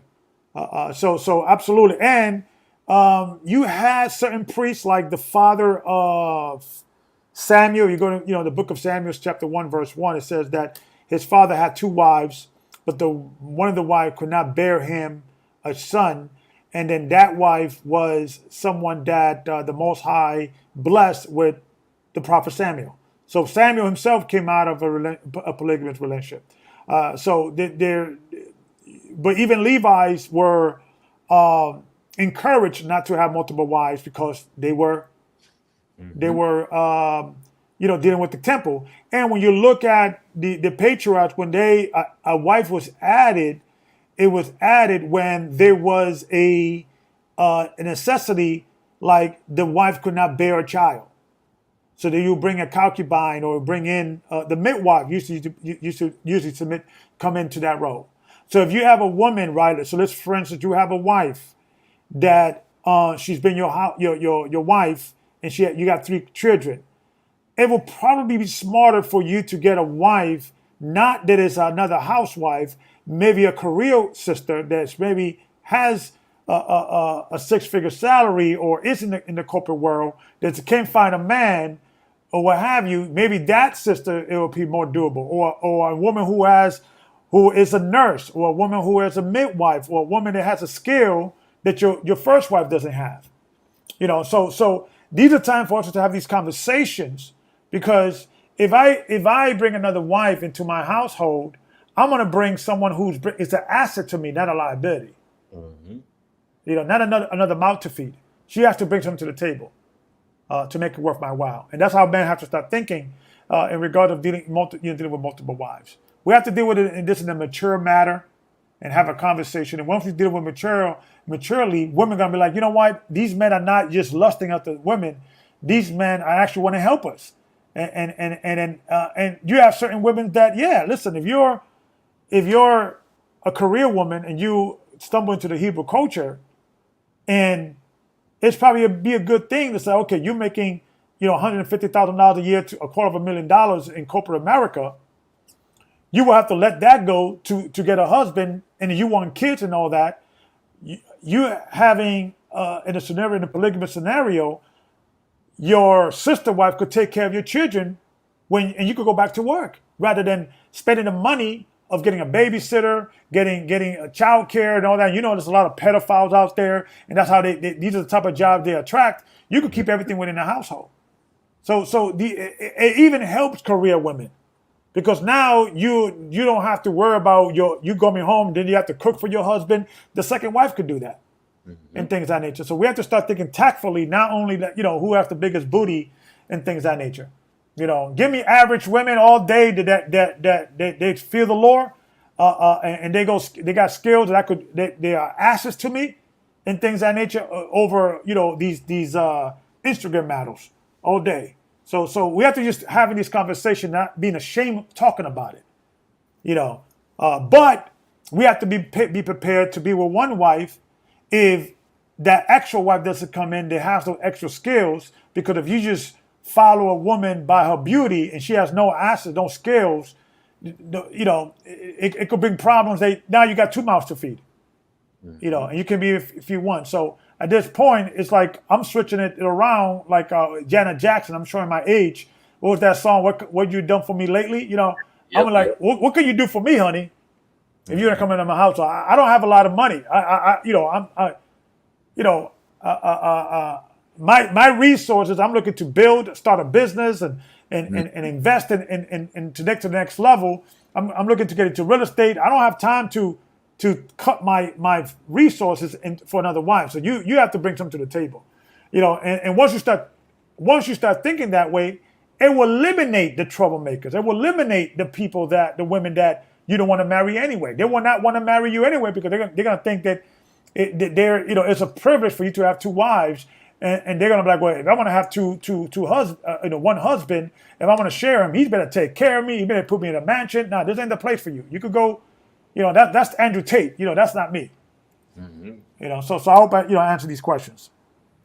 Absolutely, yeah, you definitely answered that question, leaving no stone unturned. Everybody better go over there and subscribe to I Am Fit Podcast. I'm telling y'all, man. Once we end this broadcast, though, I'm gonna be on the phone and be looking. I'm gonna be trying to watch those subscriber count run up, because we got to get this brother up over 1,000 subs. I appreciate you. I believe this is your second platform that you had. Yeah. My previous platform got, I believe I got hacked, or I'm still investigating what happened. I had like about 3,000 under 4,000 subscribers. I was monetized. I was, and so forth, so on. And in this game, you gotta play the game in the social media to spread the word, and so forth, so on. And because I truly believe that this is the time for us men in the male stratosphere to take advantage of this podcast conversation, and because right now the most valuable assets that corporations are literally nervous about is people's attention. If you could get people's attention, you're valuable. So us Hebrew Israelite people that know the truth and bringing this male stratosphere within the Hebrew community, we have to throw our hat in the ring as well. I want you to be as famous as Joe Rogan, Andrew Tate, and things like that, because nobody's bringing out things that you're bringing out within that level of notoriety, right? And the thing, I shout out to Andrew Tate and brothers like him, but one thing that I need to bring in is that they're bringing polygamy or multiple girls, smashing multiple women, if you're rich, if you're wealthy, and not bringing it from a spiritual perspective. Like, no, if you lay with a woman, that's your wife. You got to take care of her. You got to guide her. You got to protect her. You have to be willing to die for her, not have a side chick and things of that nature. Because they're now teaching women, if you want a high value man, right? You got to allow them to have a side chick. I want to switch that. If you want a high value spiritual man, you have to be willing to share him with another wife. Matter of fact, I want to encourage sisters. They have best friends. So you know what? We both get along. We like the same kind of guys. Let's seek and let's go and say to a brother, listen, we see you. You're a high value man. We want to marry you. We have to start flipping the script, because now is men always chasing the women. We have to create the culture The social media world take it by storm. It's like, who are these guys? Who is this brother New Breed? Who is man going God's way? These are the guys we need to start paying attention to. And that's the thing we have to start doing it. And women, you have to stop being afraid sharing a man. If there's a good man, understand that say, you know what? It will be almost selfish for you to hit another sister and say, I only want him for myself. And forget about your sisters, because there's more women than men. Yep. There's a lot of men that are locked up in jail, and you got the homosexual. When you calculate it, it goes 7-1. And I feel bad for those sisters out there. 35, 45, 2 kids and things of that nature. And now they're by themselves. They got no guidance. And we have to start building men, and those men will be guiding those women. Exactly. Stay away from the players. Stay away from those guys that's teaching that, that whole, I'm a player. You got to let me just go clubbing with the guys and all that. And then those clubbing days are over, man. It's time for you to do the work and be that man that women want to share. Be willing to share. You're worth it. You're that valuable to me that I'm ready to share you. So it's something, so I could go on forever, but you know what I'm saying. Oh, yeah, real talk. And I'm going to say this to the ladies out there as well. Don't fall for those high value man talking points, meaning a man doesn't have to make a certain amount of money for you to yield to that man. See, what you got to understand is you play the role of a helpmate. Yeah. Man he's making 6 figures a year already. When you meet this guy, 9 times out of 10, you don't have much to offer him. And if you want to be able to help build that brother to making that. You want to be able to add into his life, because that's how you are actually connecting with that man. So, and brothers, don't be ashamed of working at 9 to 5, hustling, bussing, getting that $30,000, $40,000, $50,000 a year. Don't be ashamed of that. There's no shame in working hard and having a woman that one woman may, work from home. One woman may be out in the field working. That's all good. One woman may want to stay home and take care of children, tend to a household, cook the meals and so forth. Right. We at a point in time in history where we must work together. Like we at the bottom of the totem pole as people. Yeah. And now these tangible solutions got to be put in play right now. And we got to mature, because it's basically survival of the fittest going on right now. Yeah. Yeah. So that's exactly how you got to look at it. And you got to be willing to sacrifice for your nation, ladies. We talk about keeping the nation of Israel alive, thriving, and excelling. You know what I'm saying? And that's going to take you to get out of your feelings and get out of your emotions and understand how our people once were populating so much in Egypt. They had to put in measures back then. Yeah. So we know we have the proclivity to do this and survive these times, but we got to put it into play. For sure. And I also want to add about Isaiah chapter 4. Because a lot of people misunderstand that scripture. Mm-hmm. That's going to happen during the time of Christ. That's going to happen before Christ. Because when you read that, it says that in that day. But in that day, it's talking about right before verse 1 of chapter 4 of Isaiah. You read before that a lot of men are going to be killed in the war, right? And the women are going to be left alone. And then they're going to take on 1 man, 7 women. And then you keep reading, it says, the branch of Israel will be beautiful. Those that escape from Israel. Escape from what? Mm-hmm. From the war, from Babylon, from the destruction, the collapse. The collapse is coming, guys. Mm-hmm. I don't have to tell you. I don't have to be a prophet to tell you. We could see now that there is a lot going on in the political world. Famine, people losing, their jobs and COVID is leaving us, but they're going to come with something else, a new boogeyman. And what I'm telling brothers and sisters is to get out of these major cities, stop buying property over these areas outside these major cities, and start learning how to. Because listen, sister, you got 2 sisters. One is a corporate manager, the other one is a nursing assistant. You guys could team up with a guy who's a farmer, has those skills. That farming skills is going to be more a carpenter. Christ was a carpenter. Those skills are going to be more valuable than whatever degree you have, from that college. So you have to start thinking tactfully now, sisters. You got to think tactfully. And then you got to start also, especially if you have boys, you have to start raising your boys around men. A woman cannot be a father. And a lot of these brothers are sensitive because they pick up that spirit of the mother. You got to put around men. Find a karate school and put them in that karate school. Right. Yep. One of the things I want to do with Men Going God's Way is to get, boys that are in their neighborhood and hang out with them. Play some ball, tough them up, do some karate, do some running, some push-ups, toughen these boys up and start teaching these boys life lessons because they don't have men around them teaching them. And these are things we're gonna be talking about in building. And sisters have to start thinking tactfully. It's about survival. Absolutely. It's not about your happiness anymore. It's about your survival. Right. And sisters, y'all know how resourceful y'all have been in this system. Now it's time to take that same ability and that resourcefulness and really put it into your relationships. Instead of going out here dealing with one guy, the next guy, and what we call casual dating. Yeah. Let's get that casual dating spirit on up out of there.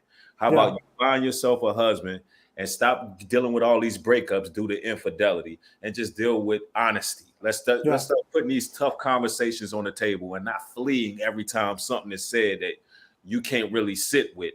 These conversations are needed. This is what's going to excel us as a nation for sure. Right. So I just wanted to add that in. And start dating men older than you, sisters. Stop dating young guys younger than you. Start dating men that they've been around. They know something. They can offer you some wisdom and listen to them because they become your next father figure. Absolutely. And this is what we building over here. This is all Power Circle, man. A network of brothers here on social media pushing a real wave of truth. And we're just going to be abrupt with the truth. We're going to be direct, no lies, no manipulation, none of those kind of things. And it's up for you brothers to stand up and actually support and share this too. A lot of you brothers are in the chat. Y'all got to get to sharing the content more. Listen, a lot of us men, we got on social media. We literally, you got a lot of modern woman spaces, and they pushing them through algorithms and so on and so forth. But brothers, it's going to be up to us to support each other because we're going to be the voice of reason in this time to come. Yeah. Right. Absolutely. So, Elder Gabar, I want to allow you to have your closing sentiments, and then I'll have my closing sentiments, and then we'll. Absolutely. Well, thank you, brother, for having me, man. Thank you for sharing, your platform, and you've been here for a while. I've been watching you for a while. 149,000 subscribers. Please, if you haven't subscribed, make sure because I want you to hit 1 million. I want you to be in those levels. Shout out to the late Kevin Samuels. I know he hit 1 million before he had out. You have to start going viral. We have to just start promoting because these are the things that. No one is talking about the Bible in a real way. Everybody's talking, there's a lot of pastors that's bringing in that modern day Christianity, but it's not bringing that biblical, real Hebrew Israelite understanding. Christ was a Hebrew. He was a Jew, and we have to, bring that aspect into the stratosphere. So please promote brother like New Breed. And if you guys like, go to I'm Apparel, make sure you like and subscribe. I'm trying to go back to the level I was about to hit 4,000 subscribers, and then it either got hacked, something happened. I'm trying to figure out what's going on. I think most likely it got hacked and so forth, so on. And so I'm rebuilding it. I'm creating all these security bases to make sure I don't get hacked again. But your support, man, because we got to do it together. We got to do it together. And what I'm looking to do is create a network of different men of content creators that we help each other out. So once one makes it, 1 million subscribers, and then he could push the other ones up, and so forth, so on. And maybe you, New Brick, could lead the charge on that since you already, past 100,000. So keep, we have to just keep working together because, I got my job. I'm a marketing director for, Lennox Hill Radiology. Shout out to them. But that's what pays my bills. This is what brings me joy. This is my calling. So I don't do this for the money. I do this for the love of the people. Because I see a lot of brothers hurting out there. I see a lot of brothers that are looking for direction. and sisters too. And I see a lot of sharks taking advantage of these brothers and sisters. So I want nothing from you. I just want to help you. I just want to help. I feel I have something to say. I have something to offer, some knowledge, some wisdom, some, a lot of mistakes, that I could teach the younger generation. And we could do it together and promote positively. But, we got to promote also the truth. And the truth sometimes hurts. The truth is sometimes not comfortable. The truth sometimes doesn't feel right, but it is right. So I just want to thank you, Brother New Breed. Salute to you, brother, for all the work you're doing. And Thank you, Elder. anytime you need me for anything, brother, let me know. Call me, and I'm there. Absolutely. Thank you so much, Elder. And I definitely would like to have you on again. We're going to be doing multiple shows. There's other brothers I'm sure that you would love to collaborate with, which I'll plug you into certain brothers and, while you're rebuilding your platform. And we'll stay connected. You already know. Absolutely. It's been an honor to have you on, Elder. I appreciate your time. Well, salute, brother. Thank you for everything. Thank you for the work you do. And you got a friend for life, brother. Keep doing that work. You too, Elder. I appreciate you. Thank you. Pleasure, brother. Peace. All right. Peace and blessings. All right, man. Ladies and gentlemen, so what I want you all to do is go run them subscriptions up, run the likes up on this video. Go over there and subscribe to I Am Fit Podcast. Follow him on TikTok, I Am Fit Podcast, and follow the brother on Instagram, I Am Fit Podcast. And y'all already know what we doing, man. We actually networking, man. It ain't too many voices of brothers that's gonna stand on their convictions. That brother came on here. He told y'all, listen, he left the church. That was his job. He was a company man. He was getting paid a salary. He left that without a job because he stood on what was right. He stood on what was true. And those are the people that the Most High God is going to lift up. Those are the people that the Most High God is with. And those are the people that the Most High God is presenting to us. People who don't mind, just for lack of better terms, dying on a sword before they lying on the Lord. You know what I'm saying? I say that all the time, but that's real, man. That kind of honesty and transparency, I just congratulate that. That's integrity. You don't see too many brothers that's integral these days. And he showed a pattern of being integral. When it comes back to the One West, when things didn't fit right, when things wasn't in scripture, what did that brother do? He kept it moving. He didn't keep his head down and say, "Oh, I'm not going to challenge leadership when it may not be right. I'm not going to challenge my own perceptions of what the scriptures actually say. I'm not going to challenge the Most High opposed to a religious institution or some kind of construct that's standing in the way of progress, because that ultimately that's what it is, man. A lot of these organizations are standing in the way of progress and not allowing those barriers to be broke down. And for that brother to be used by the Most High, and we should really be able to relate to that, because in our journey, in our walk, when we got used by the Most High, we lost everything and everybody. It was lonely. We lost, friends, family, colleagues, associates. Everybody just veered off. Everybody dropped off the map when you start embracing truth. So this brother took his Damascus road. This brother, he has constantly been in refinement periods in his life based on his true story, what he just told us. He's been through these things and always kept pushing forward, and he stood on what was true. There's not too many people that are going to do that. We got to start awarding integrity, man.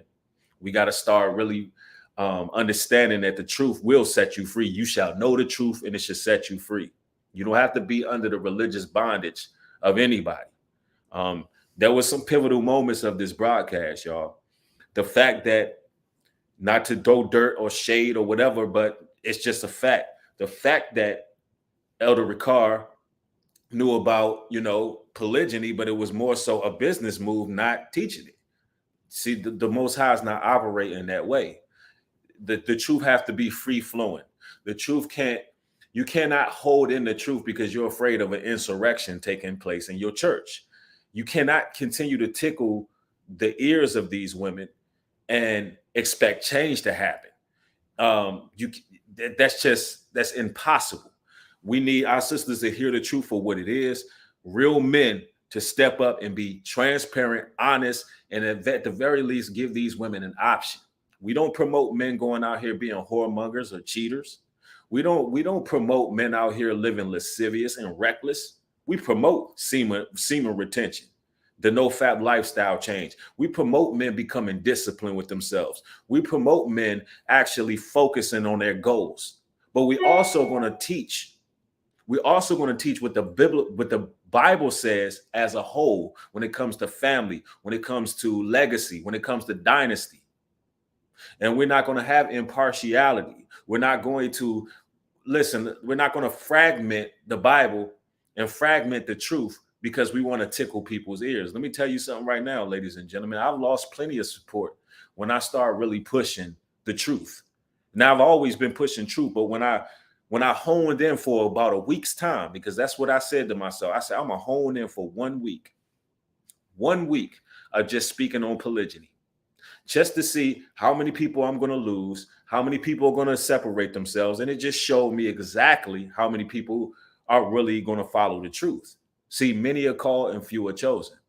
Now, of course, this following week, I'm going back to my regular scheduled programming, bringing certain motivational talks and certain things I want to present to the table. But this is the reason why we have a network and we have a power circle. Whatever you looking to learn more about, you can evaluate different brothers. You can go to your Mark the Messengers. You can go to your Black Male TV Advices, aka Ringo. You can go to your New Breeds. You can go to these brothers. You can go if you want to check out one of the top observers and the Traveling Brothers. You can go to your Rollos on the 7 Talk, and you can get different understanding and really cultivate the proper knowledge needed. We need these voices. And these brothers are working together, and we're doing something that has never really been seen on social media, because every time brothers get into certain spaces, it's all about selfishness. It's all about, trying to be the head honcho and be the only one who eating. We can't have that in this space because we all need each other. We all are crutches. This has to be one hand washes the other. And let me just ask everybody who power circle, everybody who caught the show, if you could just share this for me, that would be highly appreciated. The Leon servants, the Divine Lee artists, Rollo, all the brothers that are connected and stand by this truth. If y'all can just share this video on your community tab, it'll be highly appreciated. Let's get the word out, get the likes up. Ladies and gentlemen, it's been an honor and a blessing to build with y'all. More content coming. Thank you so much, ladies and gentlemen, who joined, for everybody who sent super chats. Everybody go subscribe to I Am Fit Podcast. Follow him on all platforms. Again, to Elder Gabar, thank you so much for your time, Elder. It's highly appreciated. And thank you for standing on your convictions and standing for truth. All praises to the Most High. Shalom and peace.